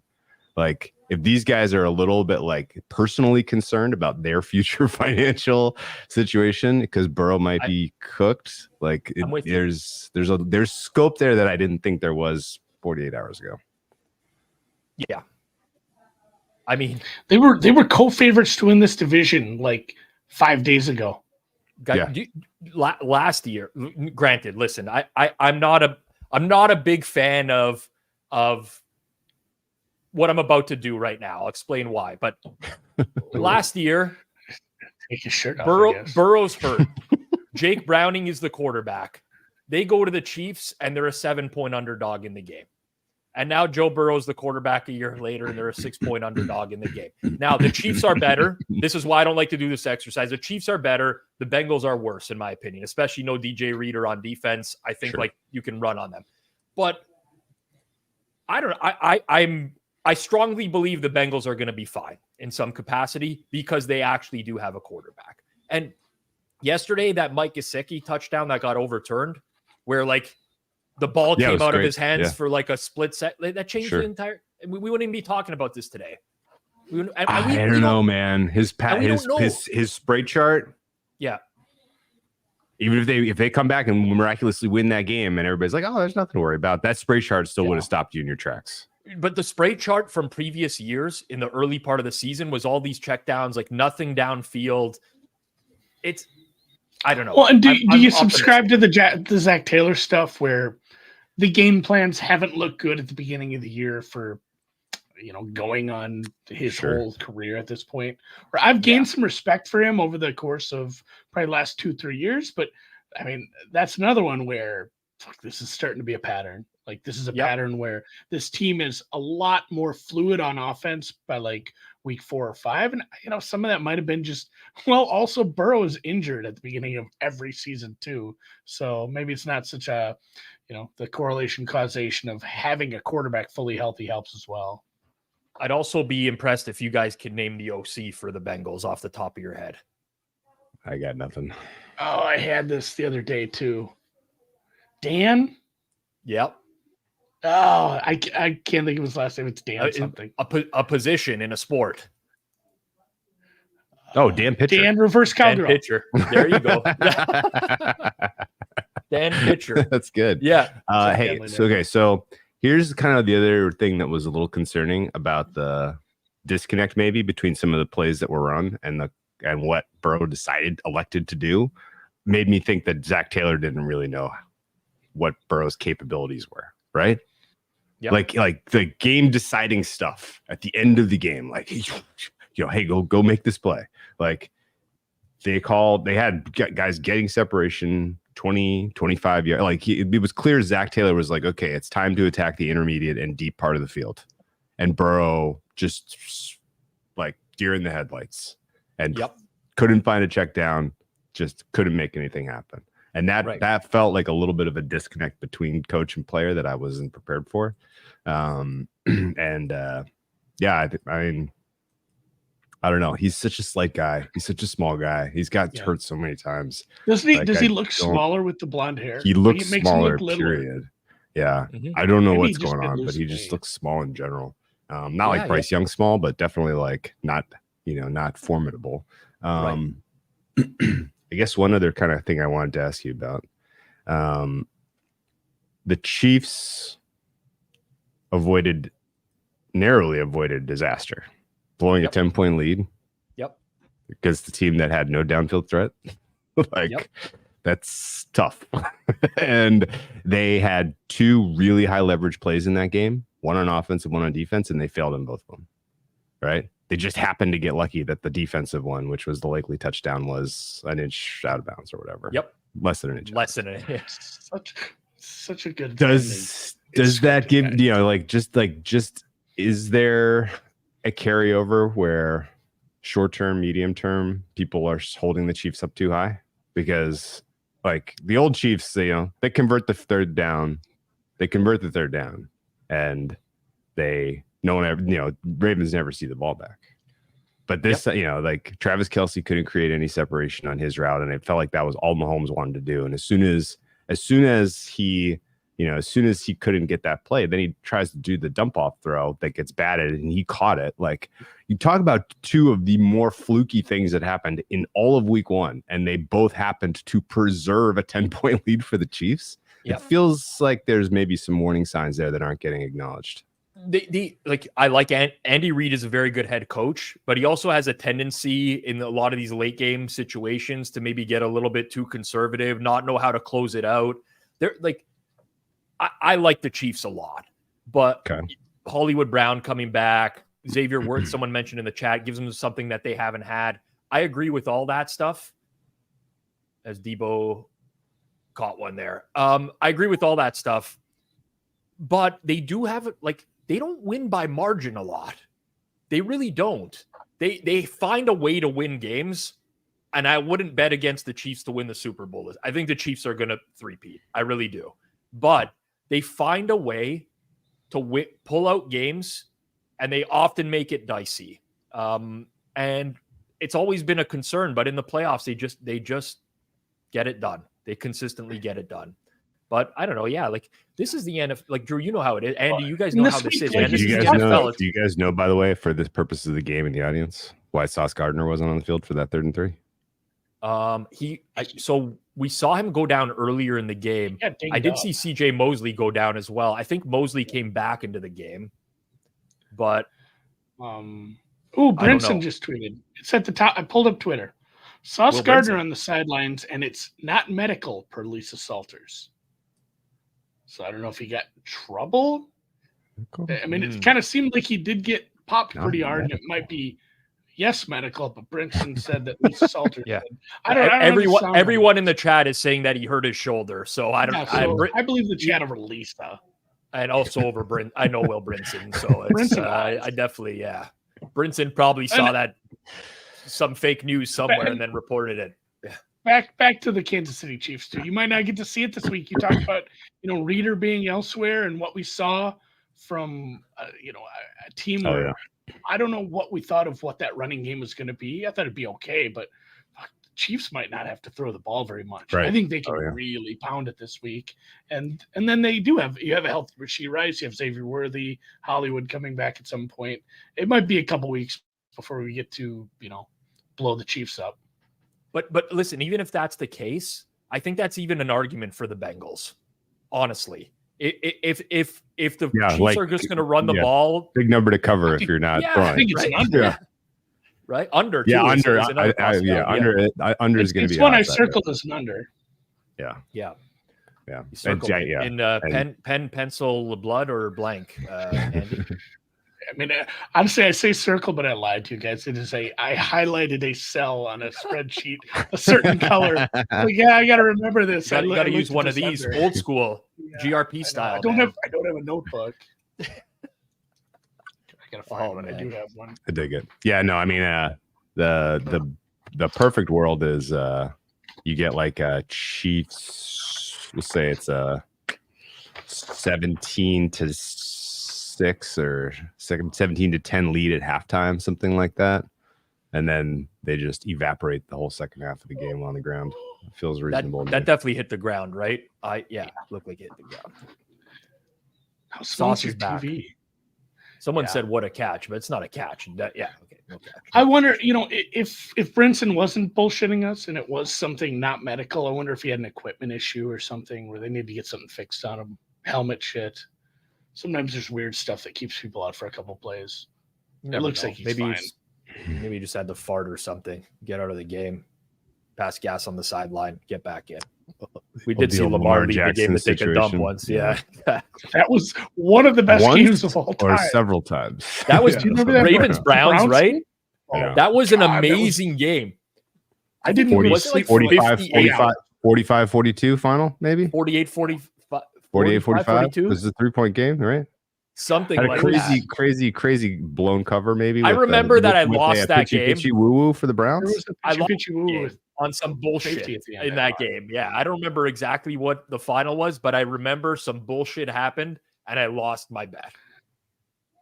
I've had so much of that happen in my life, I can't even remember the bad beats anymore, man. The Can't Lamar even Jackson brownout. Yeah. I remember the UCLA one for about 5 years ago. There was a safety. I think they jumped on it at the end, and after the pitchy woo, I believe that's what happened. I mean, the game was over. The Not that Ravens one of won those has never worked. 47-42 on a safety at the end. It was 45-42, and the Browns took a safety. And the closing line was 3.5. 3. Was it was three? it 3 or 3.5? Somewhere in there. I just remember that. I don't know if I was pushing or if I don't even want to see these highlights. I'm pretty Jason. sure I This is got gonna that be painful. cover. Yeah. Yeah. This game was man. so good though. This was like prime Baker. He pulled it up. Oh no. Well, Andy, and at the end- Andy. Prime Baker is right now. Yeah. But do you remember the other quarterback? I can't remember who the backup was, but he got like hit and he grabbed his knee and it's like, oh no, they're out of quarterbacks. And then it was like WWE, Lamar running out of the tunnel. It was Huntley, right? Huntley's the backup. It was Mick Sorley. McSorley. Oh Yeah. man, I don't wow. Mick Sorley. Snoop might have been Great hurt. I actually might rewatch that game this week. I might do it. Yeah, Lamar that was a Jackson great was football. unstoppable on the ground. He was 9 for 124 with 2 touchdowns, including a 44-yarder. That was wild. That was wild. I Great see a game. lot of people are prematurely celebrating this first half cover. I don't celebrate until there's zeros on the clock, people. Especially now with these kickoff return I'm putting rules. it in the books. No. It'll be funnier that way. No. I'm not pulling People the like a bad GRP beat, and Rob. I mean, often mark yeah. my bets as losses early. I do that, but I just never love mark doing them that, as and then you wins. get to switch Yeah, A kick return touchdown from the Jets on opening week Monday Night Football. Never seen that before. That was a Never. punt. That was a punt return. Sorry, Hit that punt was a return, punt yeah. return. That was Gibson. It was It was Gibson. Gibson, It yeah. was that was the Bills were done after week 1 last year, if you guys recall. Bills were that was it for them. They lost to Zach You Wilson. you dig some teams up, you bury. That just happens every year. Keep your shovel, Andy. It set up a beautiful This is why bet you on keep the Bills against the Dolphins week 4, right? That was awesome. Mm. Yeah. Bills All right, Dolphins this I gotta week, boys. go pop All right. over, do a halftime. Let's bounce. All right, deep dive, Rob, guys. you're Listen, being I gracious. got to tell my Love you. viewership not to come see whatever you're doing now, but tell them where they could find it in the future, just so that the new guys know. I mean, thankfully the Twitter algo is working. It's putting it right at the top for everybody again. There You counts on the Twitter have been great. Thanks, Elon. Or YouTube if you want to chat with us. Yeah, Yeah, for except sure. the search feature on Twitter is useless now. Yeah. It drives You me can't even crazy, search for people you know. I was trying to find Drew's handle today. I'm like, is it whale capper, whale underscore cap? We follow each other. I'm typing in whale. Nothing's coming up. I'm like, what's happening here? There we go. Oh, there he is. Yeah, look at that handsome picture Yeah. over there. Look at All that right. whale cap. All right, boys, be safe. Robert, enjoy the see ya. season. Yeah, Thanks thank you for joining. having us as always. Best of luck, man. All right, you too. Good Whale one. Capper, Drew Dinsick, Andy Molitor. Great guys. Stream's about to take a real hit. Now that producer Jason's going to have to fill the void. We're so back. We're so back. That was a tough quarter for you in the background, huh? Couldn't get. You probably wanted to say a lot of things. I saw some comments in the chat about USC. Somebody said Caleb Williams practicing against that shitty USC defense, something like that. He's not wrong. It was a terrible defense last year, but also why the fuck does that matter? Like, like what? Like, there's a few things that came up. I noticed this today as well. So I listened to the 3:00 show today with Eric Pauly, Suma, Cleve TA, and Judah. Cleve TA was really grumpy and attacked Judah from PFF on Forward Progress today. Little do people know, like people don't know this, they wouldn't, but Cleve and Judah don't get along. Like they don't like each other. It was kind of the reason we wanted to put them on a show together, but they often argue in our side chats pretty frequently. There's a lot of hostility between the two. So it's coming out on air, but I think it makes for quality content.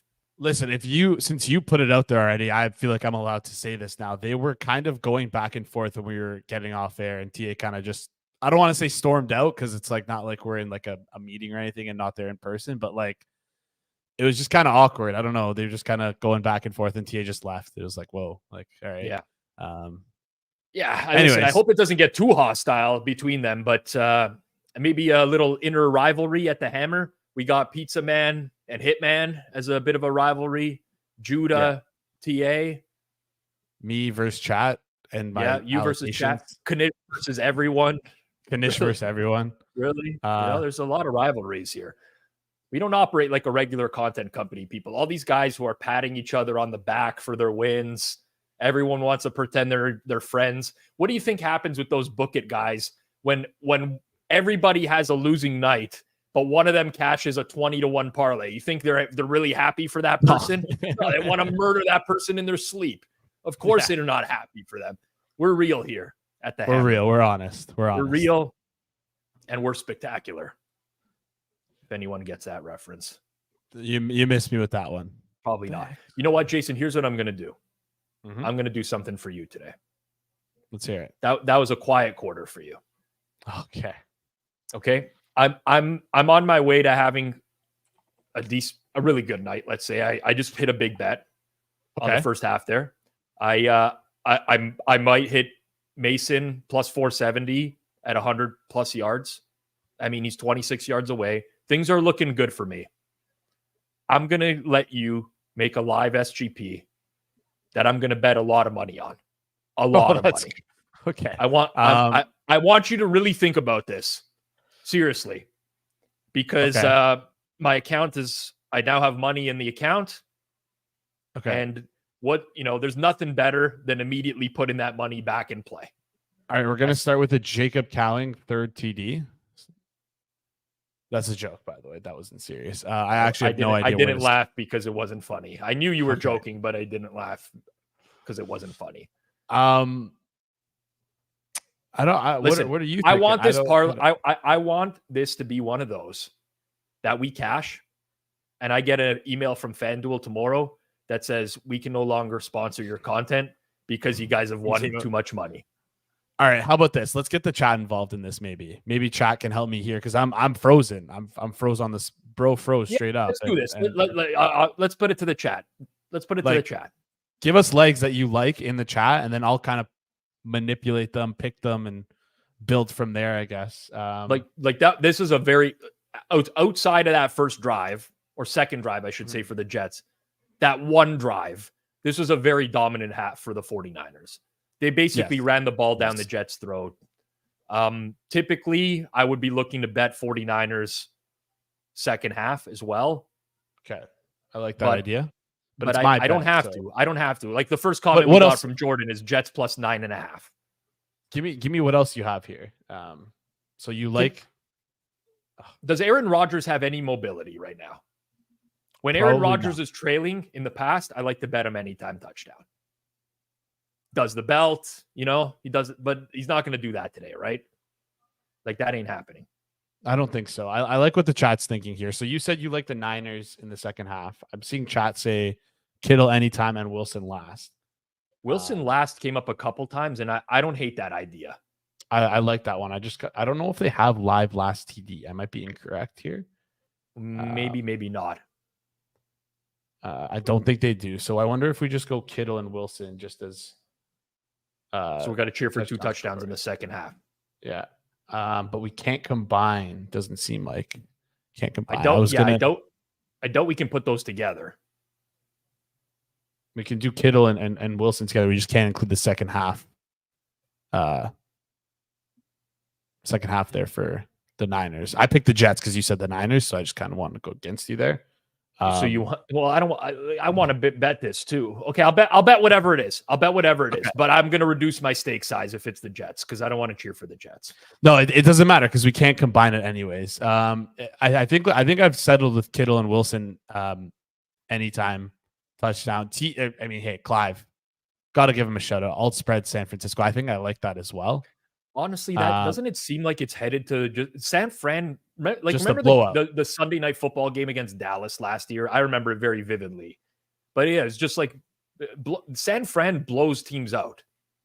Correct. They love to blow. So they love to blow. So 10.5. What's the score in the game right now? Is they're up 9. Do we they have to win the second half? Yeah. Minus 110 to win the second half. And I definitely like Kittle. If we're going to take San Fran alt, we should take someone anytime on their touchdown on their team. So if Kittle's the guy, he's the guy. Okay. And then I noticed someone also saying maybe we scratch Wilson. I see a Lazard receptions in the chat. I don't know if that means over or under, but you'd have to think if it's San Fran 49, if it's 49ers 10.5. Let's say the score is 30-7 49ers. What do the Jets' offensive possessions look like? To me, I think it's a lot of dump offs to Breece Hall. Love that. I love that. Right? Like maybe an alternate receptions over. He caught 3 balls in the first half. I wonder if I can do you one better by doing this with this. Breece Hall under receiving yards with over receptions. You're getting real. I like this. I like this line of thinking. But it's kind of sicko. He's already at 18. Like at 18, it's tough.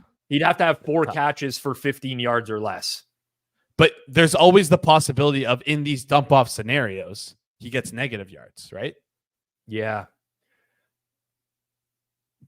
Maybe don't 7 get too greedy. Don't get too greedy. The 49ers will play prevent. Like it won't be negative yards. Okay. You're right. Yeah. Let's do this. And then let's do the exact same thing with Mason instead of Kittle. So we'll do 2 of them. Not 8+. You want to go nuts. Do 7. Now you clicked 7. So now if 7 comes in and 8 doesn't, then I'm going to be upset. So 8+. So, okay. Wow. Everyone's betting this at the same time. Thanks guys, by the way. You guys got to give me a second. Cause I got to get on I got to get on my account and bet this now. Okay. I like the way you think here. It feels like it was at a much better price 2 seconds ago. No, we got a better price now. I love how these lines are moving. I love how they move like crazy. I like to see the flashing numbers. Okay, this one's in for me. 2701. Is that the same one we got? Yeah, same on screen. Okay, and then the next one we're gonna do is Mason instead of Kittle. Jordo. Not good, eh? We'll boost it. I'll boost it. That's it. It's going to be a small bet, but you got to boost. Got it. We got the 50% boost. Hello. All right. Give me 1 sec. I need to go play this myself. All right. Phil, you go. It seems like you're. No, I'm good. I'm good. I'm in. It's your turn. You get worse prices. I think I might have moved the market a little bit there. Listen, people, it's a good night. By the way, full disclosure, right?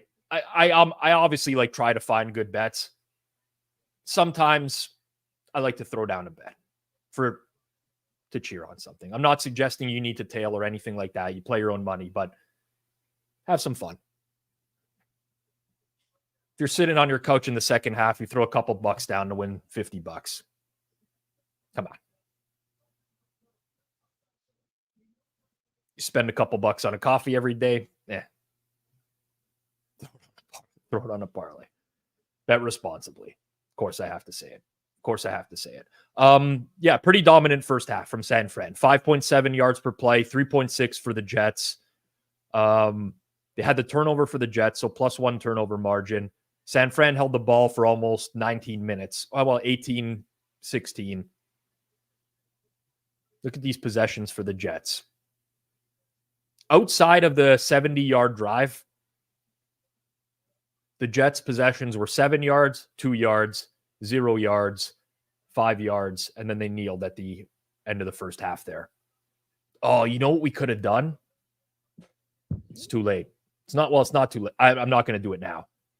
What's Brock Purdy at for rushing yards? 1 for 11. We could have taken his rush yards under with San Fran alt spread. Because there's a decent chance of 2 or 3 kneels at the end of the game. Right? Yeah. Honestly, probably not a bad bet. But I would have liked to put that bet. It's like, yeah, inversely correlated a little bit. Like people would think, well, if San Fran's going to cover alt spread. But anyways, just food for thought.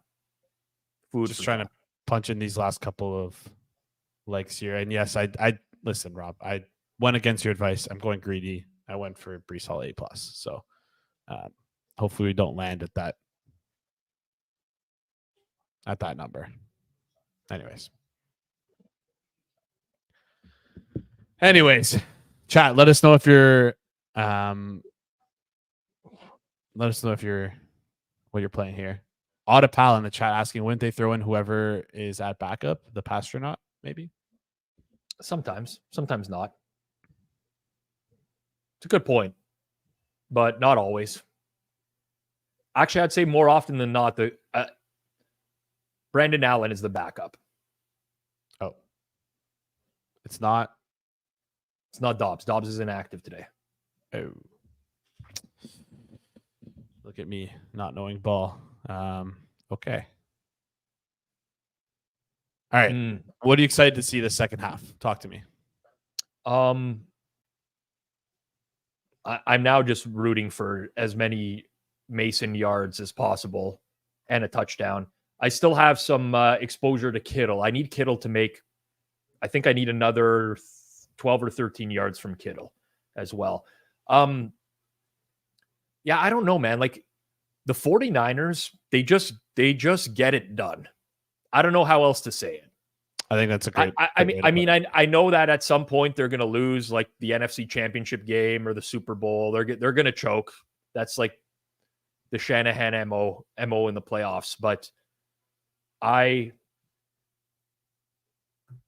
just actually, you know what? Next week is 49ers Vikings, which is interesting because last year the Vikings beat them, if I'm correct.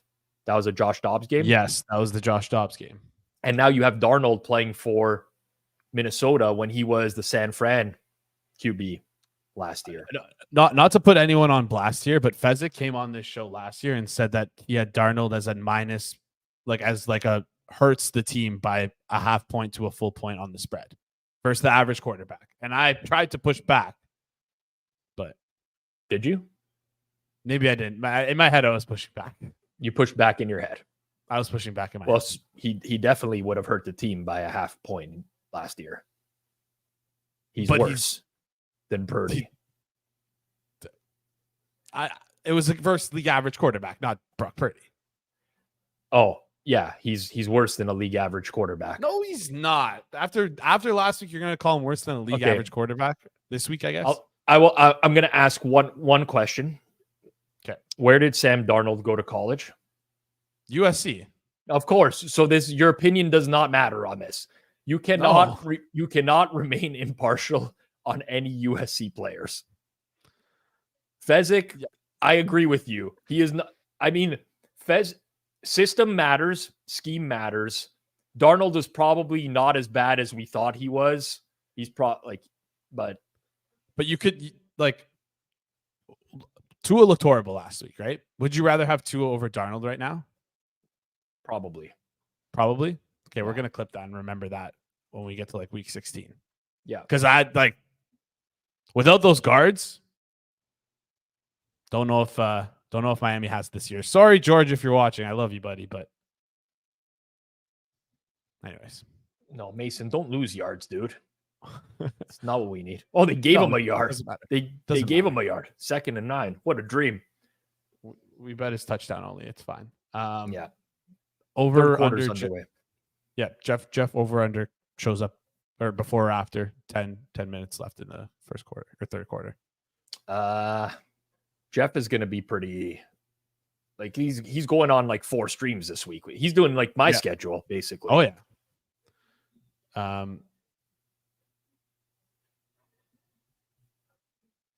don't know.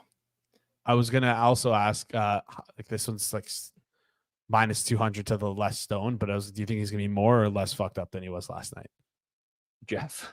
I know he's got to get up early tomorrow morning for something, so I think he'll be okay. Does it have something to do with maybe swinging clubs and hitting balls? No comment. Oh, because I still haven't heard from you about golfing tomorrow.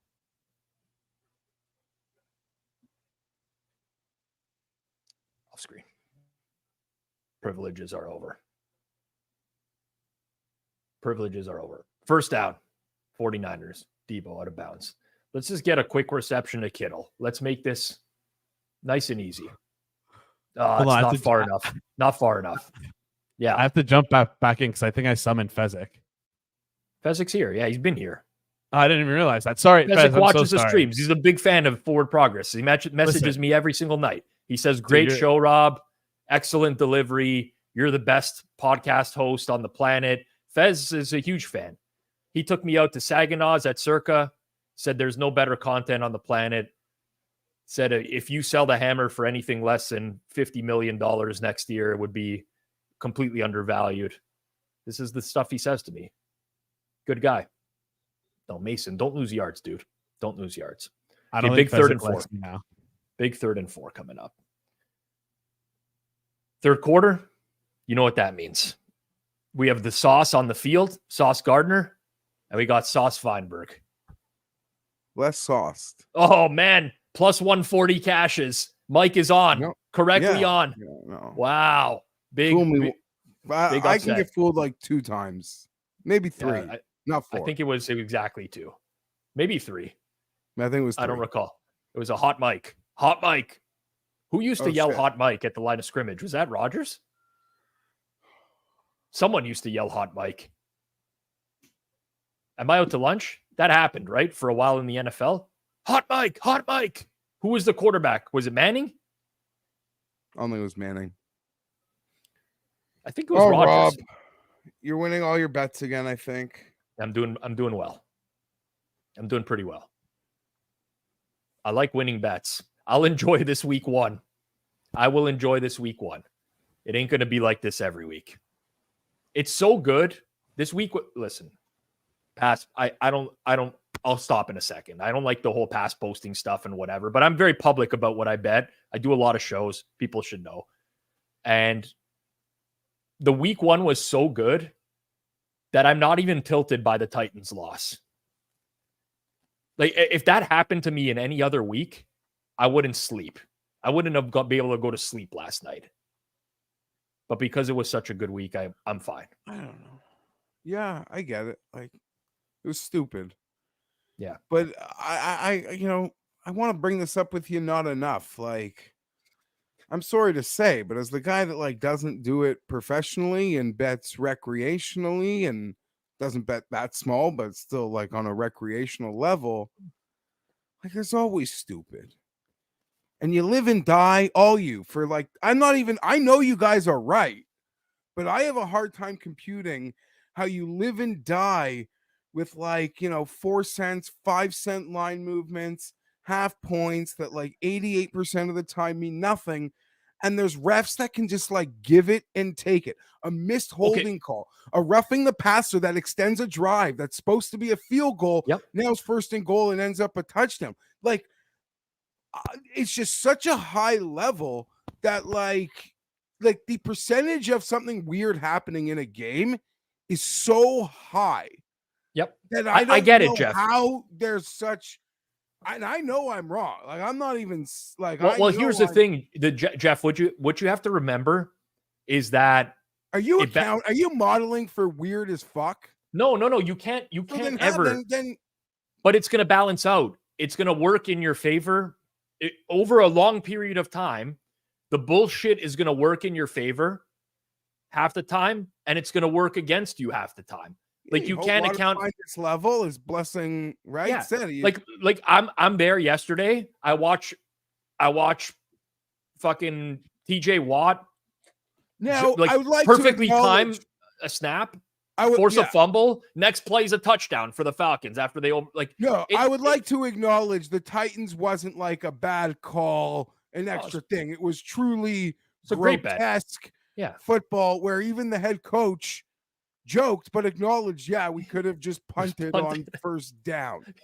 So I'm not even comparing. Like, that was an extra level of stupid. Obviously, anyone, I was with people who were on that. And just to experience it through Fred, that was a tough scene. Holy shit. Yeah, it's but you know what you're getting into. Like, for me, it's about getting good numbers, and then I know it sounds dumb, but like, oh my God, is Juszczyk gonna score? Oh, he got taken down. Thank God. Or else Jason would have been talking. Jason would have been talking about this for the rest of the year. Me and Rob going head to head on these. Like, what the heck? No, that happened off air. Nobody knows. No one knows. No one knows. What did you end up on? Juszczyk anytime, or did you play him first touchdown? I had both. Rob, and I'm Jeff the idiot. I was on here last night thinking that game was so over.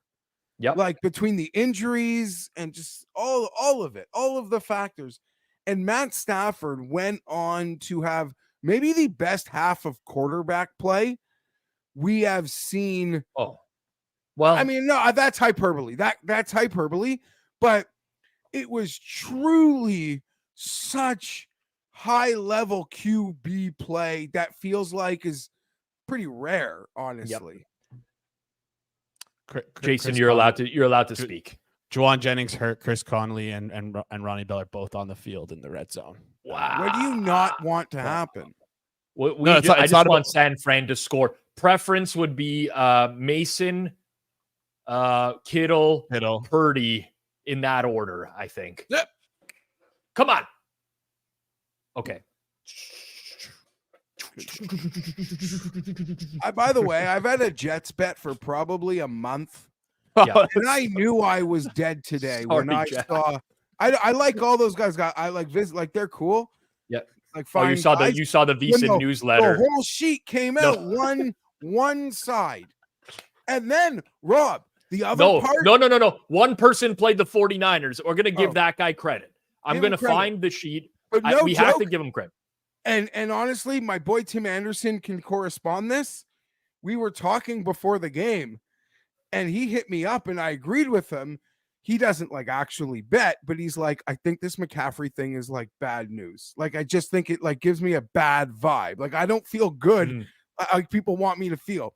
And my response to him was, as a bettor, betting 101 is telling me this is horrible for the Jets. All these people want to run to bet the Jets or Jets up everything surrounding this injury. As a bettor, we see this all the time, be it an NBA game or just in sport, this backfires way more than it works out with you thinking so I told him, Tim, as a gambler, I feel horrible now. Gambler 101 says this is not this is going to end badly. Pre-game conversation. Vinny Castillo of VSiN is on the 49ers. It's not done yet, by the way. We should not pretend that it's not his name. That this game is done. There's still plenty of time to go. But Vinny Castillo is the one guy in the VSiN newsletter on a long list that picked the 49ers to cover the spread. By the way, Jeff, few other points. Matt Stafford last night, amazing game, but classic Matt Stafford. Like the red zone, the interception in the end zone, inexcusable. Like he just has a couple of those plays. He so efficient moving down the field. Cooper Kupp is going to catch 1 million balls this year. Like he got 22 targets or something yesterday, but just like a costly mistake every now and then. Also, please root for Breece Hall receptions in the second half. We want to see Breece Hall catch balls. Can I ask, because you might not have seen it, but did you? I know I'm not trying to start a thing, but I am trying to get a raz out of you a little. Did you see Warren Sharp's comment on the Stafford interception? The bad one?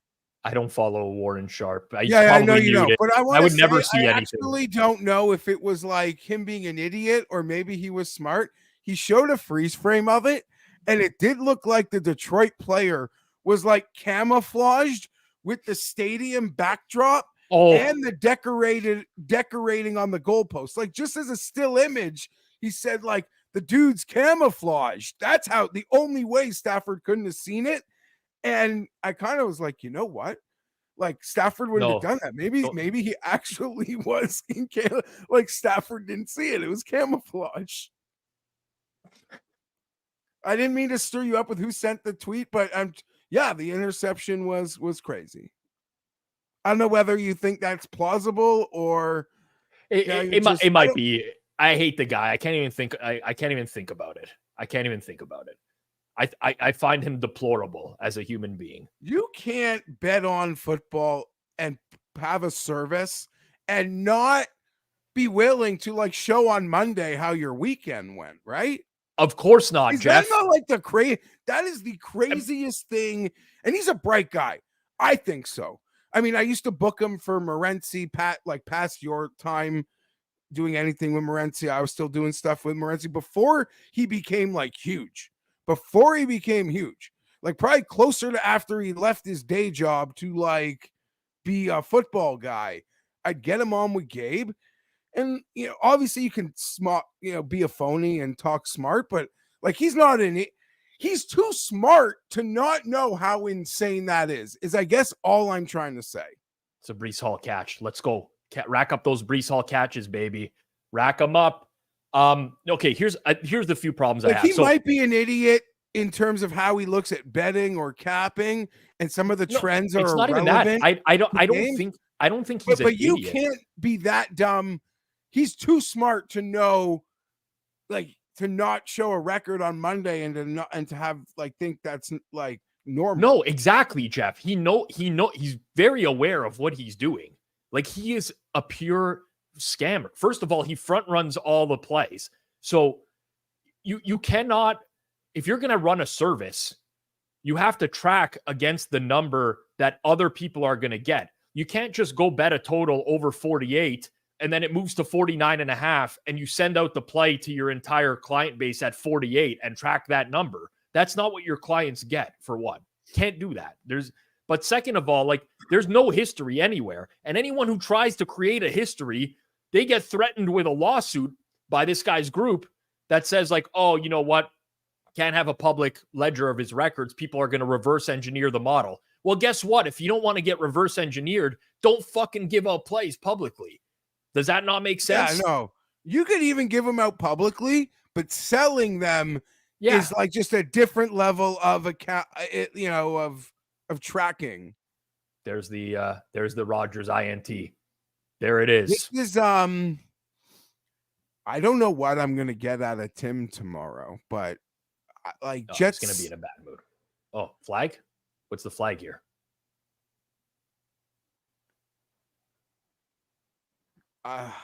Who do the Jets play next week, Rob? I looked at this earlier. They got to be a play on just blindly based on how many people were on them this week. Who? Sorry, I'm talking. The Titans, Tennessee. That's an interesting game in some at Tennessee. Way. Yeah, interesting in the sense that I'd rather sit on a rusty drill bit than watch that game. I hate the Titans now. They kind of looked. They looked fun last week or this week. I keep saying last week as if. What do you mean they looked fun? They What was like fun a fun about team. them? They look. Just he's chaotic. Will Levis is a chaotic quarterback. Period. You consider that fun? That's what your definition of fun is? Yeah, give me a little bit of New York Jets DST touchdown, like like, and then we have some fun with it. I don't know. I Back don't know into that the that's background. fun. It's not fun. Definitely not fun. We're gonna maybe for the Gen Zs, that's their definition of fun. They didn't have the good times that we had growing up, Jeff. These Gen Zs, they don't know. They don't know, man. I guess, I feel like, week 2 is a good opportunity, but like week 3 also, Rob, like by 3 weeks, people really feel, but after 2 games, people really feel like they know exactly who the teams are. This would be a lot of overreact. Yeah, I'm just looking at that spread.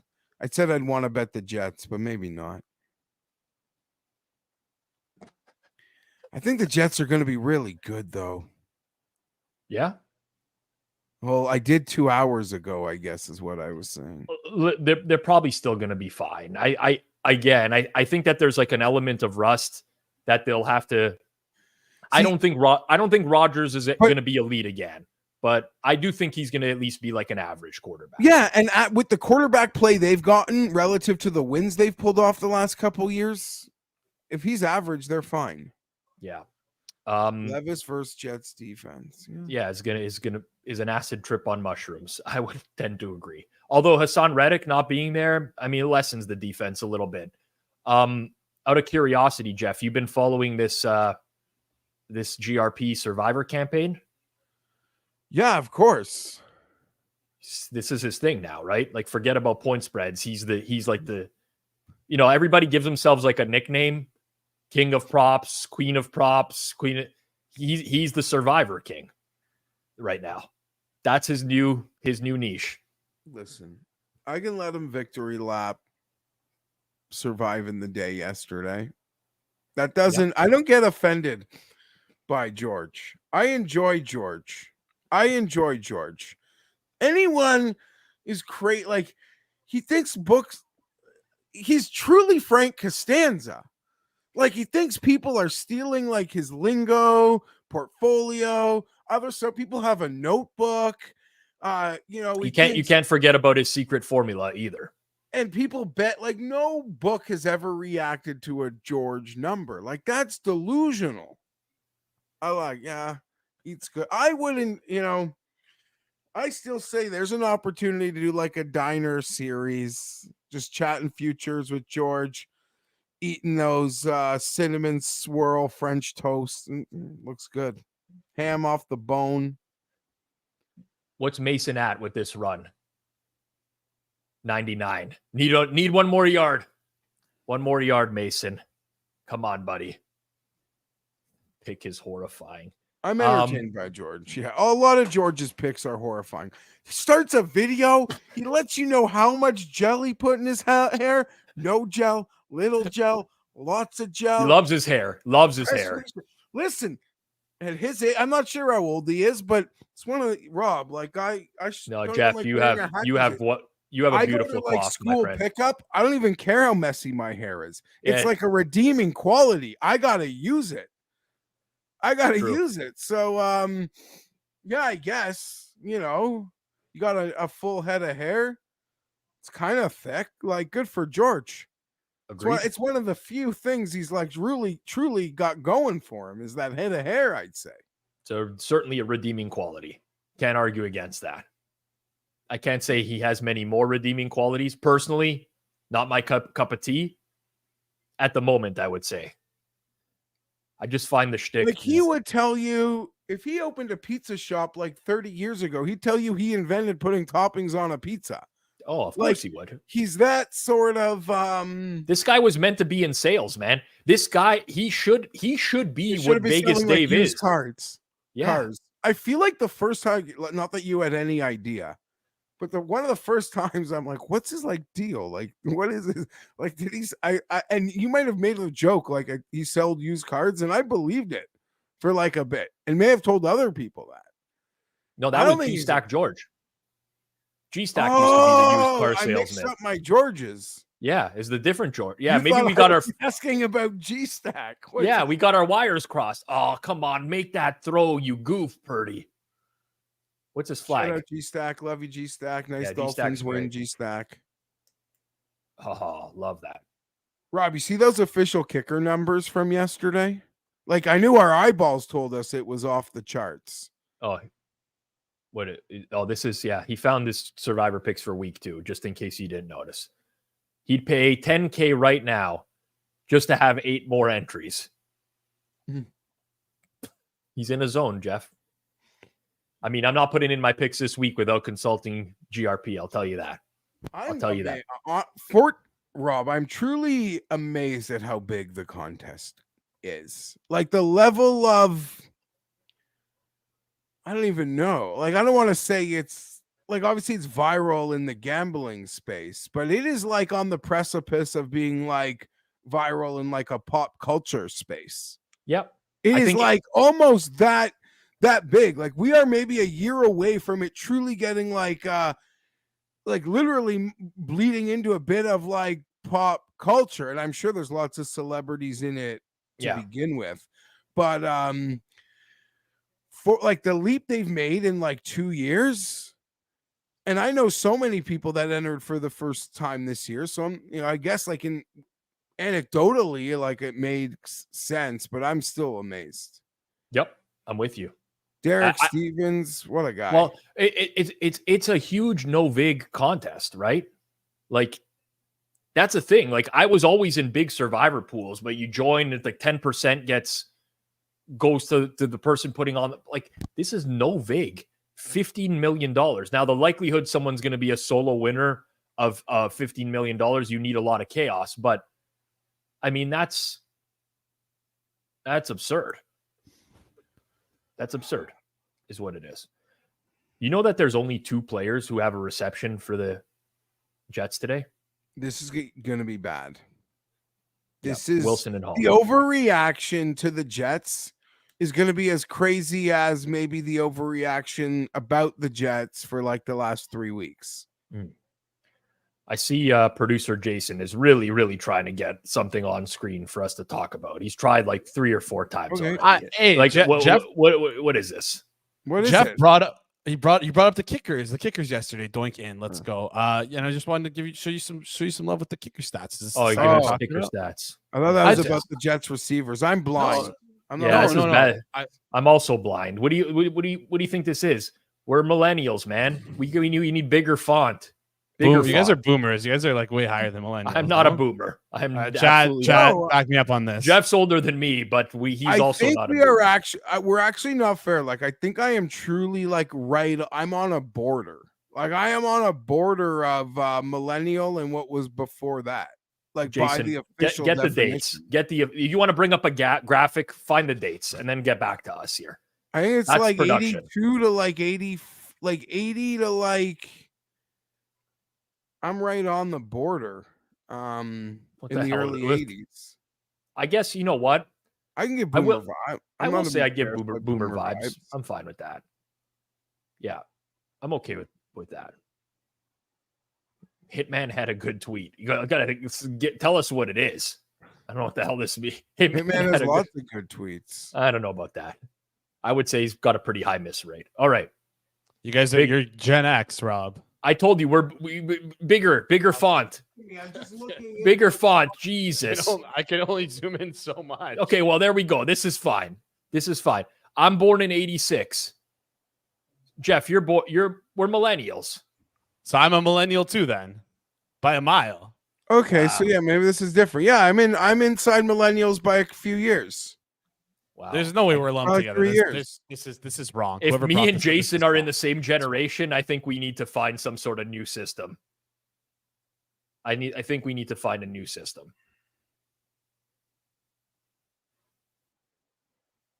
'83 to '96 is millennial. Well, the chart that Jason found was what's before millennial? Gen Z. Yeah. The Gen Zs are the young guys. High socks. Devontae Adams will be traded. I think so too. Like, that's an old story. Yeah, it's got to happen. That's the tweet we were talking about. Like, that's Yeah, like the generic. not Hitman's best work. Oh, I guess they were making fun of Hitman. I don't even know what the joke was there. I don't know. Apparently that was a good tweet. Dylan liked it. I mean, sorry, Dylan. I think low standards, buddy. Of course, Jason would have found an old chart, by the way. Ask the producer to do one thing. He found an outdated chart. You know what, Classic. Cody? You bring up the chart then. How about that? You bring up the chart. That's No. that, man. I just asked for one thing, Jason. I asked for the dates. And They you don't brought it update up an these old charts. chart. That doesn't even They make don't sense. They don't update these charts. You make me look like an year. idiot. What's going on? The producer's responsible for making the host look good, not look like an idiot. Don't say what you're about to say either. You can back out now. Thank you. But I don't know. But I don't want to make this more about George, but I'm fascinated and I've missed out. Like, he's now claiming like he's just the survivor. I know he's been excited for Circa, but he's now claiming to be the actual like Survivor King. That's his new shtick this week. You know, first he was flipping boards in the woods, then he was aggressively going after female handicappers, and now his new shtick is the Survivor King, I would say. Whatever. That's his, to each their own. George would be the perfect follow on Twitter if he didn't harass people. He would literally be perfect. I don't know about you guys. I don't know that that's true, and I like George, but like, Yeah. like we. Do you guys not get tired of the same old shtick? Yeah, I though? don't What care a for the catch, Alan Lazard. What a catch. That was a Yeah. good Judas- catch. Sure. Never mind. Judas. But every once in a while, he does something that cracks me up so goddamn hard. So that's all. I mean, the Flacco video is one of the greatest of all time. Are you fucking kidding me? Are you I think he kidding? deleted it. Are by you the way. kidding me? Are I you tried to find- fucking kidding me? That is like he's filming himself thinking he's going to win his wager at that exact moment in time. Oh man. And he has tweets backing up, back with people saying, George, why aren't you betting Flacco? I don't need to bet Flacco. I have the winner according to the market. Okay. Yeah. But like, let's live in a alternate universe for a moment, okay? Let's role play safely. Okay. Joe Flacco doesn't show up. Baker Mayfield actually wins that award. George wins that money. He's like interviewed by ESPN. Like he gets his. You don't think a guy that? How much was he going to win? David Purdum's going to interview GRP. It's not happening, bud. I don't think Purdum's going to send it, but some dude just won like 150K. Like Rovell's going to hit him up. Brees Hall, man, catch the ball. Sorry, Jeff. Sorry. Apologies. I didn't want to interrupt you like that. You don't think that would be one of those like bleacher, like that wouldn't be one of those betting space aggregated things? Come on. It could have been. I have to leak. What was really it, badly, 100 or so 200K? Jason's gonna get his screen time here. It was like six figures. I think it was like 100. I know he's telling me to move over. No, I'm telling you, Bro, Rob, I gotta leave. go take a leak. Don't. What are you doing? Were you yelling at me to move over or talking? No, you're good, Alan Lazard. Oh wait, I keep forgetting. Sorry. No, you're good. I was just trying to tell Rob to leave. I was like, you can go. But Jeff, it's funny that you said that about the alternate universe because I've had these same thoughts about GRP winning the Circa Millions, which I think is impossible. And I think Rob is really pissed at me right now because I just booted him. But yeah, I don't think that's a good idea. I don't support that. I'll just put that out there. That was a bad idea. I can tell he's pissed. All right. Well, that was at least a sick catch by Alan Lazard. Yeah. No, it was my first touchdown bet at 40-1 tonight. That's a great one. It was a loser. We were talking about earlier, though, the chalk's been all over like Monday Night Football, or sorry, primetime football for the. Yeah, and it's terrible. But don't you aren't you hoping that he wins like Circa Survivors just for the? No, I'm hoping he goes on the run. Sure, I wouldn't be like cheering against him because listen, if I found him like truly annoying and unbearable, then I would be cheering against him. But he cracks me up. So I wouldn't be cheering against him. And I think it would be really funny. Yeah. And I probably would be cheering for him versus like a total stranger because I don't think he'd disappear. And then wouldn't you be so fascinated how George lives with $14 million? Like, come on, let's live in like. I'm not so. I don't mean to make this about it. No, Yeah, I love it. Clive just put in a brutal beat. A brutal beat would be hilarious. Like I will find the humor. I would find the humor in any of it. In any of it, the worst beat possible, George winning, and then like, you know, I don't know. I don't even think he'd upgrade breakfast, nor should he. But and all he wants is an Acura. So like would he upgrade to like a Lamborghini? Like I would pay good money to see George in like a I don't know, would he just move into Circa? No, I think he would go out and do like a wildlife show. No, like, guys. By the way, Rob's not here. He's peeing right now. Just to give everyone the heads up. And like, would he? Rob's peeing, but hopefully he's watching this on his phone. Like, there's got to be some level of fascination. Like, I could see George just moving into Circa. Maybe, but I think he moves to like Australia and does wildlife show. Brings his mom there with him. Yeah, you don't think so, dude? His wildlife videos are pretty insane. Like where he looks for deer. Oh yeah, okay. So he'd get a place, sure. Get his Acura, he's get a place, but like, okay, yeah, he'd get a place if he won that bet. What sort of house? What if George like bought a mansion, like a freaking mansion? He did like cribs. Anyhow, this is too fun. Where's Rob? I don't know. Rob's still peeing. So yeah, no. Coochie bets. Someone posted a line.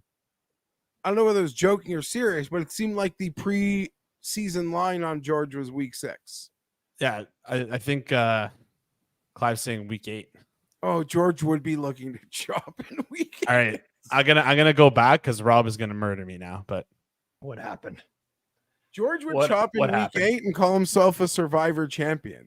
Like get a T-shirt and get the jacket. George, Rob, I don't know if you're watching, but I said like, wouldn't there be humor in seeing how George would spend $14 million? Like, what?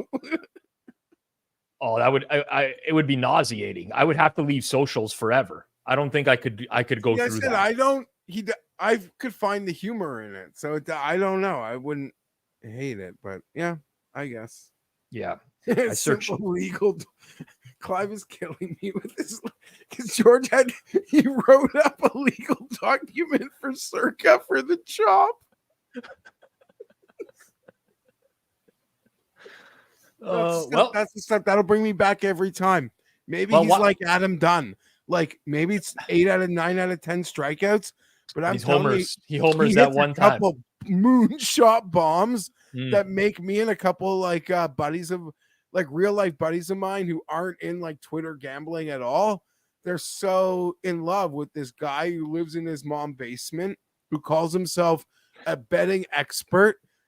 These casinos will take $100K. You're betting like NFL experts don't live in the Midwest in a basement. Like they just don't. It doesn't go together. I don't know what to tell you, Jeff. I don't know what to tell you. Instead of having just Clive chill out in the chat here, we might as well just bring him in on screen. Oh, is it the fourth quarter? Yeah. Well, I thought you would have shaved the mustache by now. I thought after yesterday. No, I wanted to highlight it more if I could. I'm never going to get used to this. I'll be honest. I won't. This might come. Like I might just bring it all the back. Warren Sharp just tilts Rob. Oh God. Maybe that's what it is. Compare me. Maybe that's what it is, though. Maybe that's why I find it so upsetting. Does Warren Sharp have the underneath here too, or is it just the mustache? He just has a mustache, right? I think he just has the stash, but I haven't seen him in a long time, so I'm not sure. Not 100% sure. Not 100% sure, but how's our alt line looking? Oh my God. Jason, you're gonna have to zoom in on that. Zoom in, please. Zoom. Bring it back. I can't see Jason's under the chin. Well, no, it's still around. There. No, it's nothing. It's good. He's got a lot of computer screens in the background. I'll tell you that. Look like a 6-monitor setup. Rob, I'm going to get out of here, and I don't think I did any Chargers radio, but before I leave, I got to ask you about that line move, because I saw it even got to 6.5 before I came on with you. Yeah. Is that just the Brown, or there's more to that? No, there's I think that's it. I'm very distracted. Side okay. distraction right now going on. What happened, Jeff? What are you talking about? The Chargers yesterday was 4, and today it's 6.5. I know Carolina's bad, but that's a big move. Carolina looked about as bad as a team could look in a single week. Yeah. Poor Eager, man. Poor Eager. It's really sad. Feel for the guy. Although I'm sure he's making a pretty decent salary. Pretty making. Oh, no. No, it's the process. No, it's. Oh, this is good.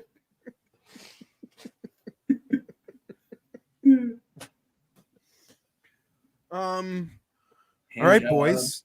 All right, Jeff. Me and Rob are golfing. No, we're not doing anything tomorrow. We're not doing anything tomorrow. Enjoy your night. The fuck was that? Wait. Nothing. No. Wait. We're not doing anything tomorrow. Wait, Rob. We do. Okay. Listen, cat's out of the bag. Jeff's gonna meet your brother tomorrow. I'm actually playing with your brother. I want to meet Jeff, but I've met Jeff before. I want to see Jeff again. Yeah, you met him at Christmas party. Wegs, no? Yeah.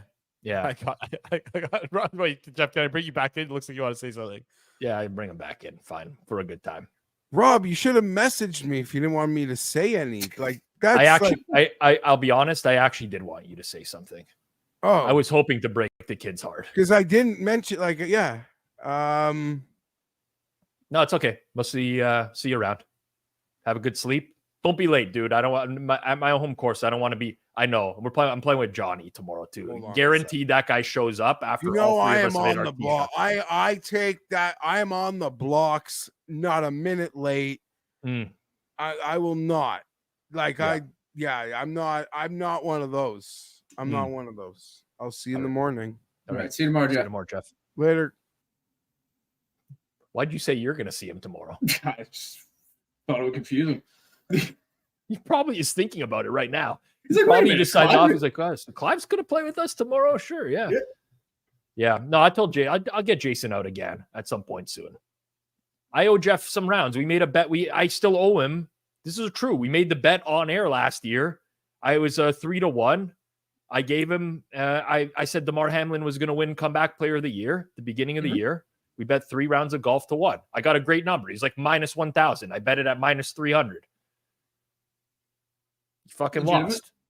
As GRP says, wrong numbers don't matter. The team matters, and you bet the wrong team there. Are you kidding me? GRP.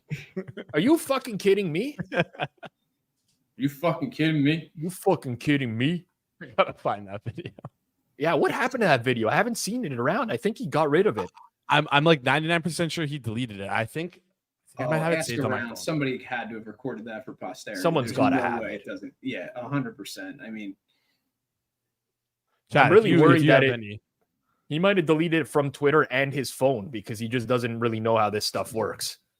Deletes that from his phone, but not. You remember the time that he posted you should probably. He posted that screenshot, right? You know what I'm talking about? Are we all thinking the same thing? Yeah, 100%. Yeah, that wasn't quite the normal Google search. No, there was some. Searching for something.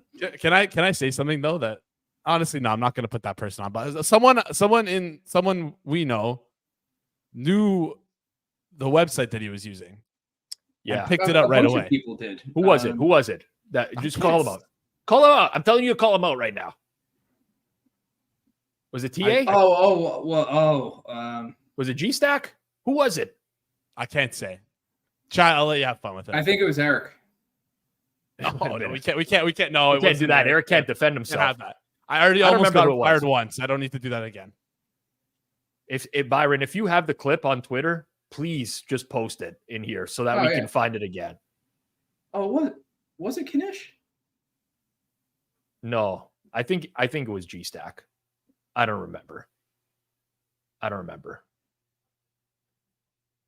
What did you guys end up taking for your?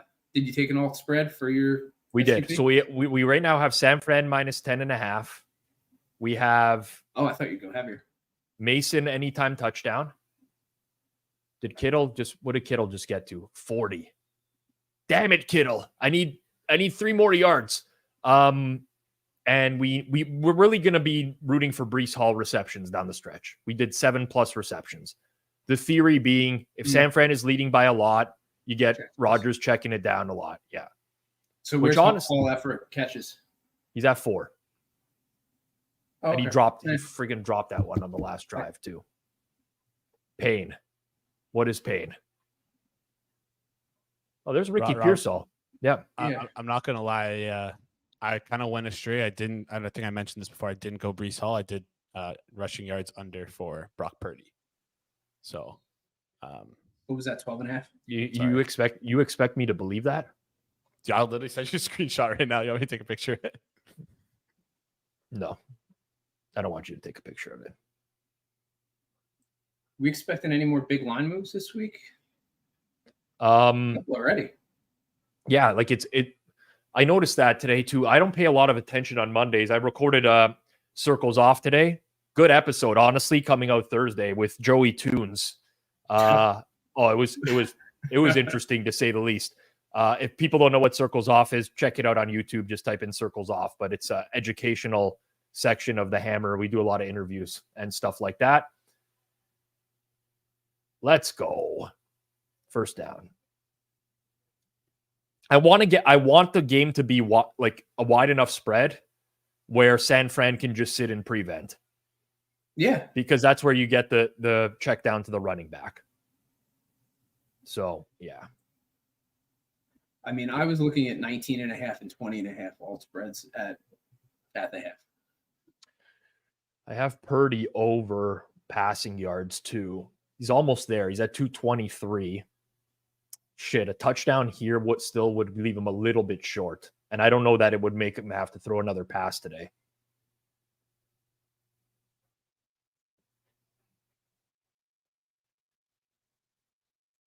Kind of need a 49ers penalty. Yeah. I love NFL defensive backs. You make a tackle in open field, you're down 13, do a couple push-ups. I mean, because why not? Was that Reed that did that? I couldn't tell who it was. Yeah. It was. DJ Reed. I mean, they do have a good group of corners. Today? Honestly, not a lot. I think a couple catches. Yeah. I don't think anyone, I don't think a single receiver of theirs has had a big day. Oh, we got an injury for the Jets. Who is that? Carter? Yeah, it looks like Carter. Slot corner, Michael Carter. I mean, I don't think the Jets look particularly good. I know San Francisco's got San Fran does this to teams. They do. Yeah. San Fran is a good alt. Oh, baby. Oh, here we go. Oh. Are you fucking kidding me? Are you kidding me? Oh. This is the best. I lost 8,700. Are you kidding me? You kidding me? The Bears had him with 10 minutes to go in the game. Justin Fields gets tackled. He's not They're wrong up by about this. 10. It's 4th and 1. I remember that. Okay, so I remember this in reverse order. He says, "Are you fucking kidding me?" first, and then "Are you kidding me?" afterwards. I always thought it was me. Yeah. Are you fucking kidding me? Oh man, that is a Hall of Fame clip. I need to see it one more time. I need to see it because it's the facial reaction. Yeah. Are you fucking kidding me? Are you kidding me?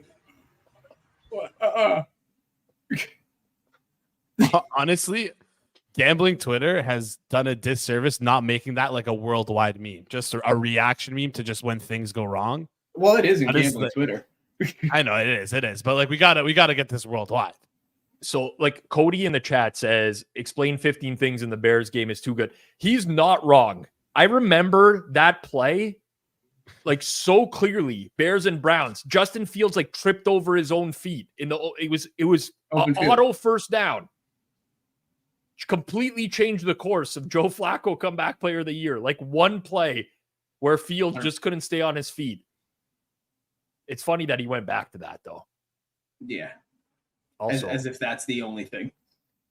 I see the thing is like me and Jason, we don't dislike each. I can't speak for him, but I don't dislike Jason.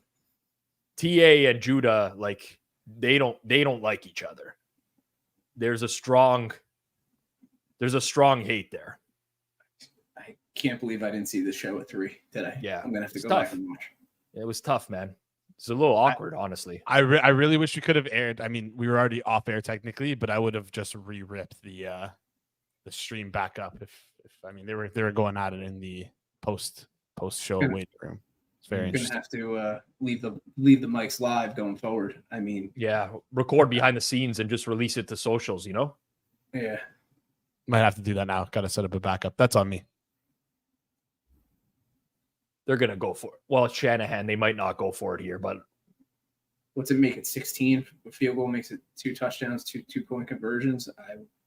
Shanahan is very much a guy that is known for not going for these, I would say. Here comes the straw them off sides. And Oh, they're running a play quick. Timeout? Yeah, Jets. Yep. Oh, well, they got the Jets to burn a timeout at least. Yeah. That They already must be ahead of you again. Yeah, what I'm is never going ahead on of there? This is weird this year. You upgraded the package there. You're watching on something else? Yeah, like actual cable plugged in, not streamed. Look, wow. Fuck. No. What a life, man. Real. Yeah. No, same with me. I'm watching an actual cable for once. Yeah. Yeah. GRP is a vibe. Yeah. Nice. Alts are in danger. You're not wrong. They're going to go, right? Yeah, they still have the offense out there. No, they're running off the field now. I have set myself up for the most disgusting accidental SGP middle. With Judah, if you bet Judah's SGP earlier today, that Alan Lazard, I believe he's there. Mm-hmm. He's there. Brock Purdy is probably going to get there at 300 plus yards, and then you just need the Jets to win. And then now we're pretty much there with the San Fran one. I mean, no, we're not, because now Jets touchdown cooks it. Because that's fucking Shanahan over here, man. That's what I'm saying. I'm saying all the other legs are pretty much there, but is that Trent Williams going Trent to locker Williams room? He is. That guy is a scary dude, man. Yeah. It just showed the graphic. I think he played every snap up until that point. Well, we got some sweats. 16 is a very bad number for the alt. Because we have 10.5. 9.5 would be good because we would be sweating a 2-point conversion. Right. And we'd have a chance. Like San Fran's going to play real soft here. Real soft. This is like their MO. This is always the thing whenever they go up by too much. Yeah.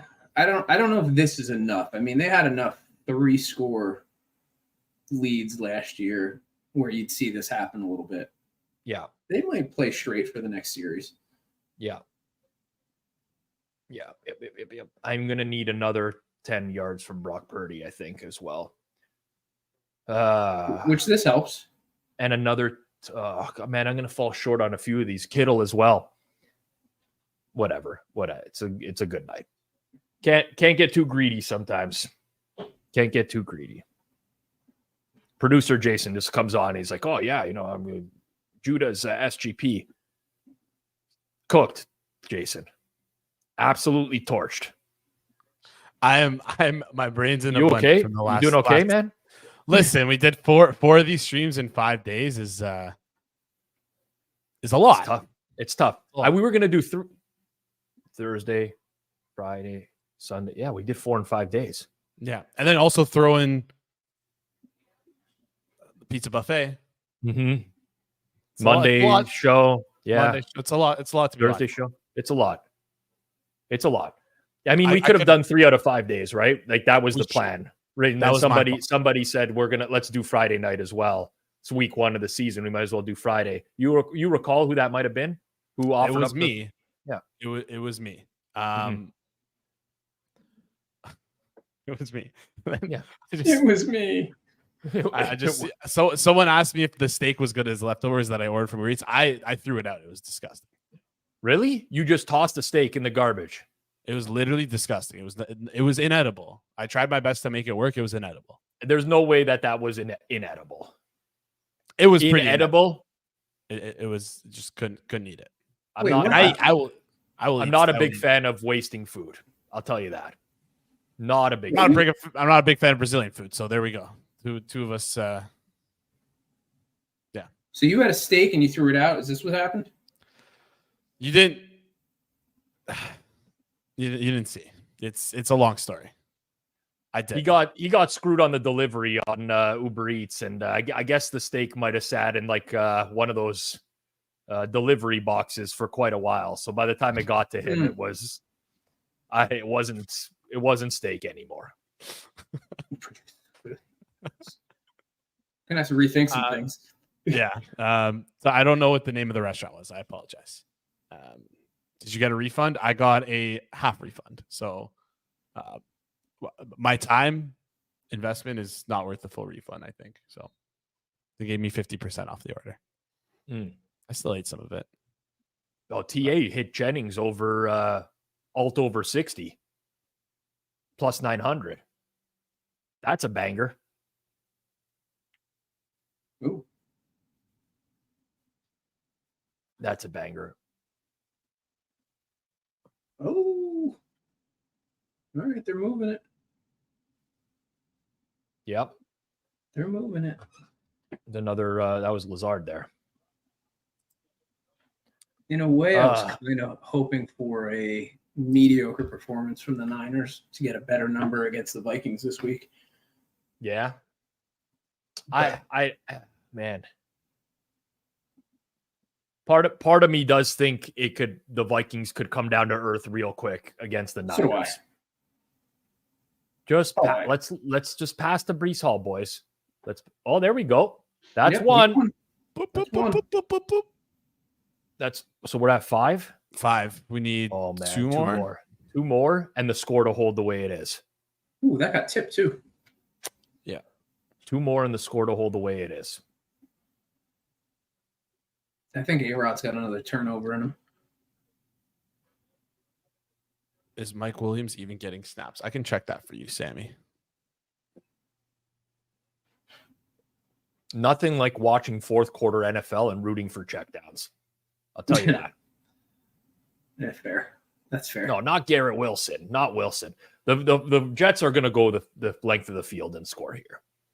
Nick Sorensen, the DC for the 49ers, man, they get like these situations. Like there's 8 minutes left in this game. These guys are playing it like there's 3 minutes left in the game. Ooh, what do we got here?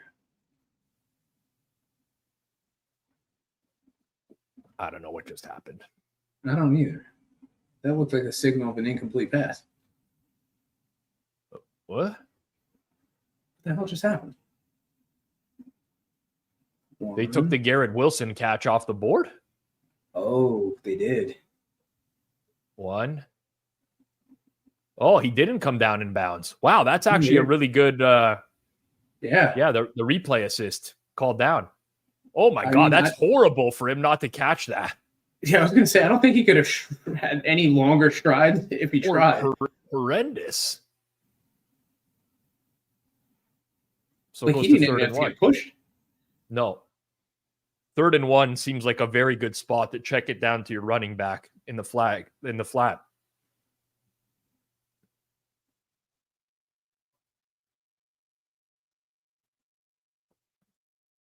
Play action seam ball. Dump off to Brees Hall, please. Yeah. Let's just. I know Clive is probably trying to predict the play and calling a good play here, but would not have run this play. I wouldn't have run the play that I said either, to be clear, but I would not have run that. I don't know, Jim. I don't know. 4th and 1, got to go. But I don't even know what I'm rooting for now. I think we're okay with. I think we want to call receptions. No, I think we want to get the receptions, and then we just take our chances from there. That's greedy. Antonio Pierce definitely punting from this point right now. 100. Trust the defense. Yeah, trust the defense. Brees. Oh, he was there. Am I ahead of you guys? Yeah, I think we're probably. I think we're probably about the same amount. We're very, very close. Well, okay. So we need a completion for Purdy. Fuck, if they just took a deep shot. Imagine they just did like a play action deep shot. Why do you want a completion from Purdy here? I need yards. I need in the range of 7 to 10 yards on Purdy. I played it across the board.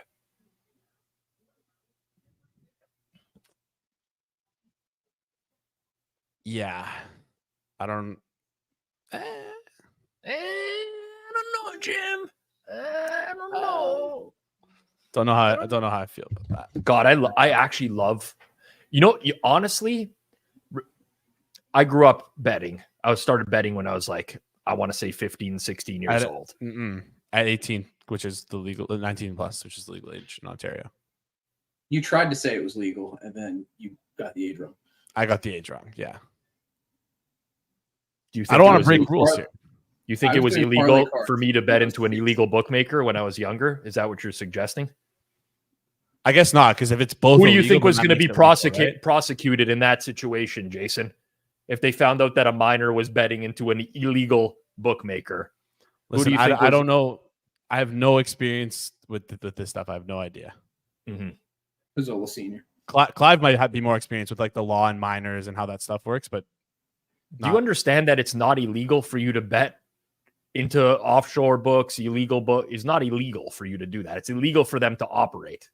I all I know is that I don't know anything. And I'm sorry, Clive. It seems very clear to me that statement is correct. Okay. Seems very, very clear. I would suggest betting into the regulated market at a legal age, but I'm just saying for the record. Anyways, I started betting when I was young. These types of games, there'd be no fun at the end. Like if you bet the spread, the game, it's not like fully decided yet, but I probably could go to bed a little bit early. Now I have 1 million bets in play right now. Yeah. Devs was like, Rob was betting alt overs at 10. I wish there were no alt overs. There weren't. I was doing parlay cards. I was betting the last digit of the Nikkei index late at night. What the hell at horrible odds. It's like some Asian stock market that's open at night. I had some problems to climb. If you couldn't tell. Here, Chat agrees with me that the boomer takes. Like, yeah, you're pretty close to that. All right. We'll see what happens when I never share a story again. We'll see how badly these guys want the stories again. That's pretty good. I've never heard of that. The Nikkei index, that was a true low point in my life. I was an intern. This would have been probably 20 years old. I was an intern. I used to have to listen to the show, and I used to have to literally take notes. And at the end of the night, I had to publish to our website like talking points from the show.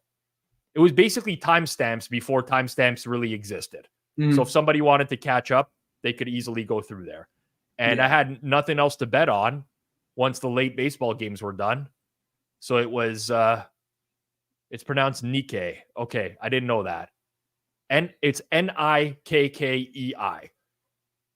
And I used to do it on Party Poker because I used to play a lot on Party Poker, and they had a sports book as well. Yeah. Wow. I used to play a lot of 7-card split low on Party Poker before that place got shut down. That and sit and goes. Sammy, I don't want to make a joke out of this, but I did have to go and talk to some people about it.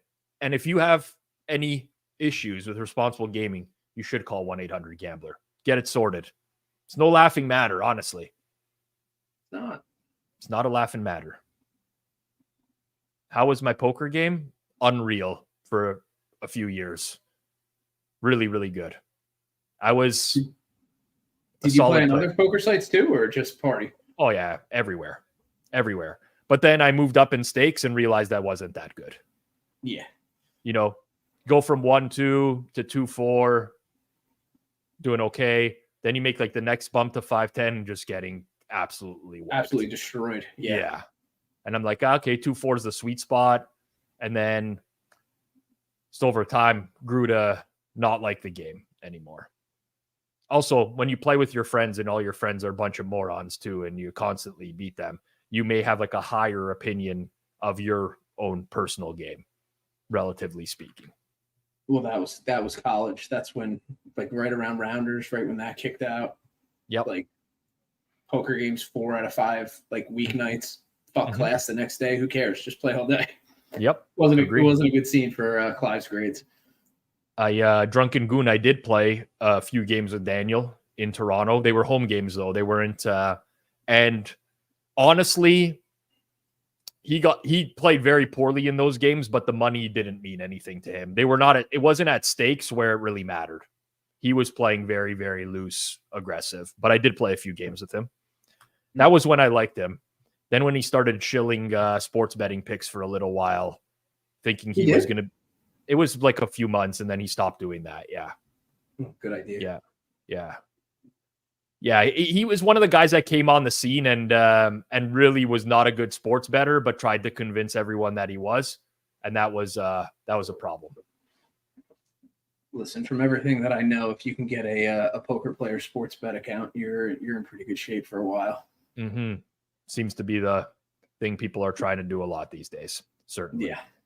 Okay. Now this field goal would put us in the clear on the alt spread if they get it. Correct? They'd be up 19. Worst case scenario, Green Bay scores a touchdown, goes for 2. We're up 11. You're still at 11. Yeah. So we simply need Breece Hall to catch passes. That one drop's going to kill it.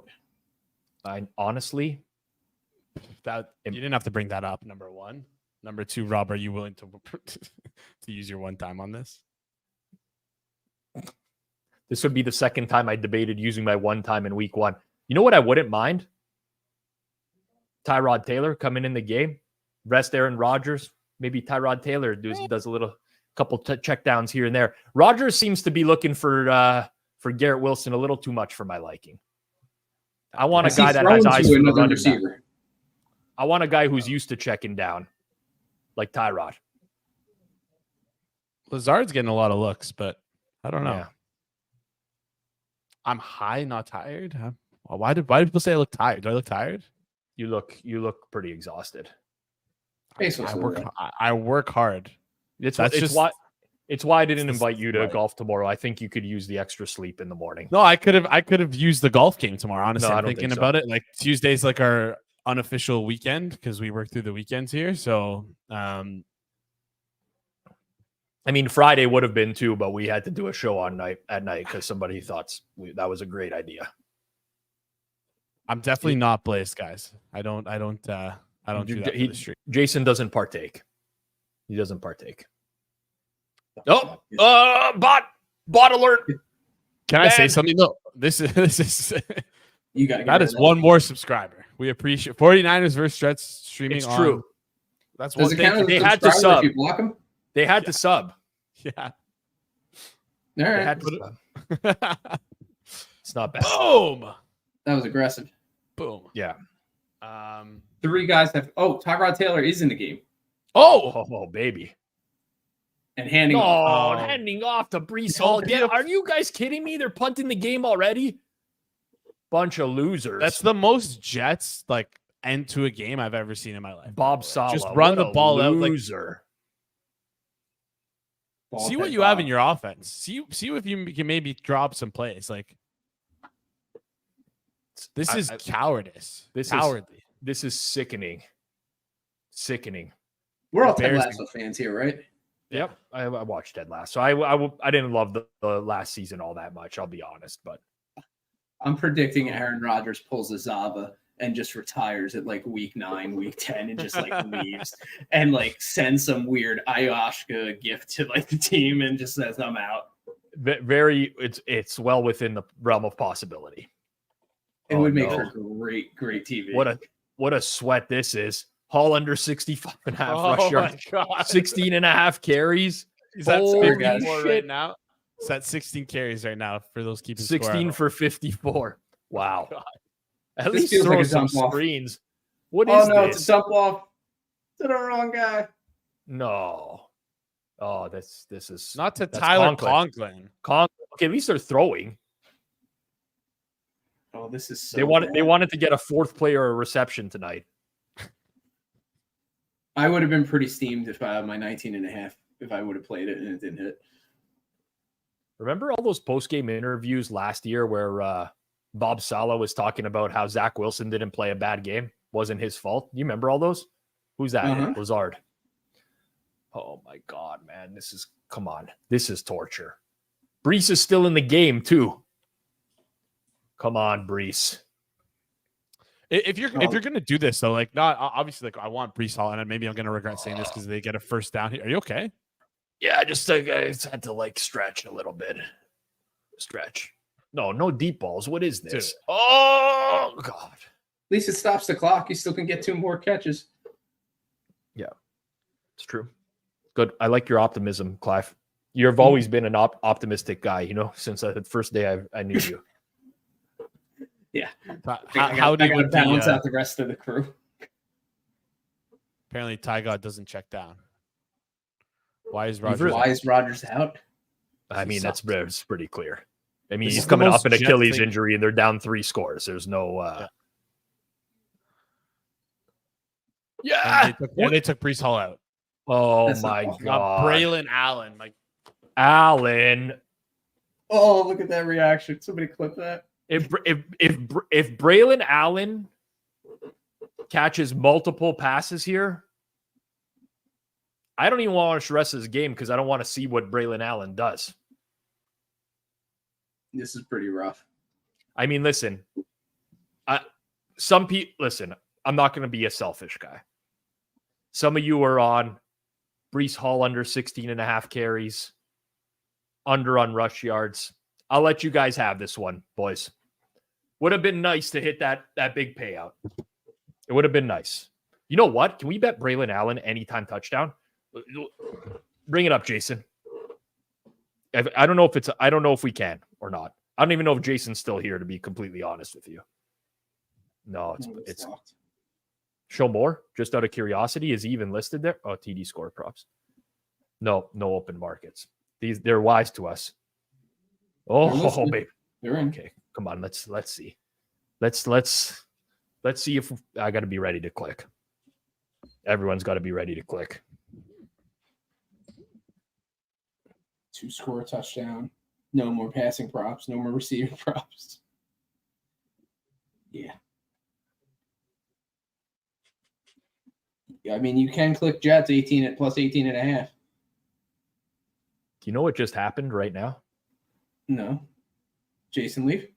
Producer Jason sent me a screenshot of an SGP that he played at the half of 49ers alt spread, Jordan Mason anytime touchdown score, and Brock Purdy under 12.5 rushing yards. This guy got it in at the gun, didn't even tell me he was playing it, and he's been silent here the whole time. Wait, you had Silent assassin winning the whole time. Acting Well, like it's he's not- sweating with us when really he's what not. a sandbag. That is Wow. such Wow. a sandbag.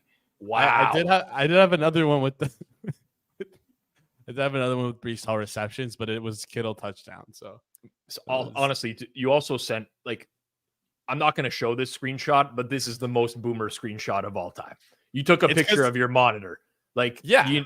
yeah. And you didn't even do it well. Like I mean, you're gonna get fired twice today, bro. Like, Wow. oh. No, Allen's back in the game. Braylon Allen. What a joke. This is what I thought could happen with Aaron Rodgers, where he could get pulled early because San Fran was. It ended up being Jordan. Man, I didn't even look at the alt numbers on Mason that were like over 100. He's at 147. Holy shit, man. Mason at the half, I think, was 114 or 113 and a half, like was his halftime line for the rest of the game. These guys, some of these guys, Brent especially, wants to be put in a timeout. I have the ability to do that, by the way, Brent. I have the ability to take you timeout. out of timeout, so don't you worry. You keep supporting. I can also I have delete comment, put user in timeout, or ban user and delete the comments. Those are my three options. If Rob ever bans you, message me on Twitter. Follow me first, and then you can. I'm not going to ban. Brent seems like a good guy. Brent is a good guy. Well, I don't know about that. I can't say things with certainty. They said he seems like one. We know nothing about this guy. What is that in the picture? He's a left-handed golfer? Is that what that is? I don't know if that's just a really weird follow through. Oh, is he falling through? What is that? I think so. That's what it looks like. Gonna have to. It looks like his legs are really short too. It looks like a Kyler Murray kind of. Oh no! I see it. He's facing the camera, but he's right-handed.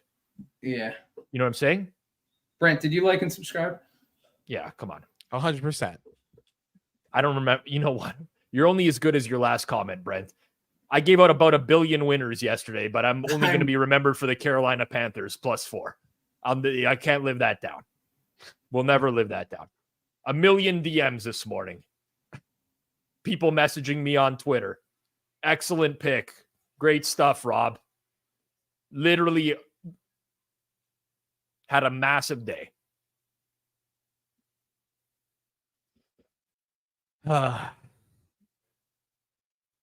Who's calling? Did the Jets just call a timeout? I don't know what's happening here, man. This game was so over as soon as. Let me go to Brees Hall got bed, taken man. out of What the is game. this? Like, yeah, he needs sleep. Oh. Look at these. Look at his sandbags under his eyes. He's toast. This guy. Who's got Tyrod Taylor? Why is Tyrod scrambling? What do these guys do? You know what? He needs a job next year. You gotta bump up the stats when you get in. Yeah, Brent has a condition where he's short. By the way, he's 4'6", and you guys are roasting him. What do you mean, you guys?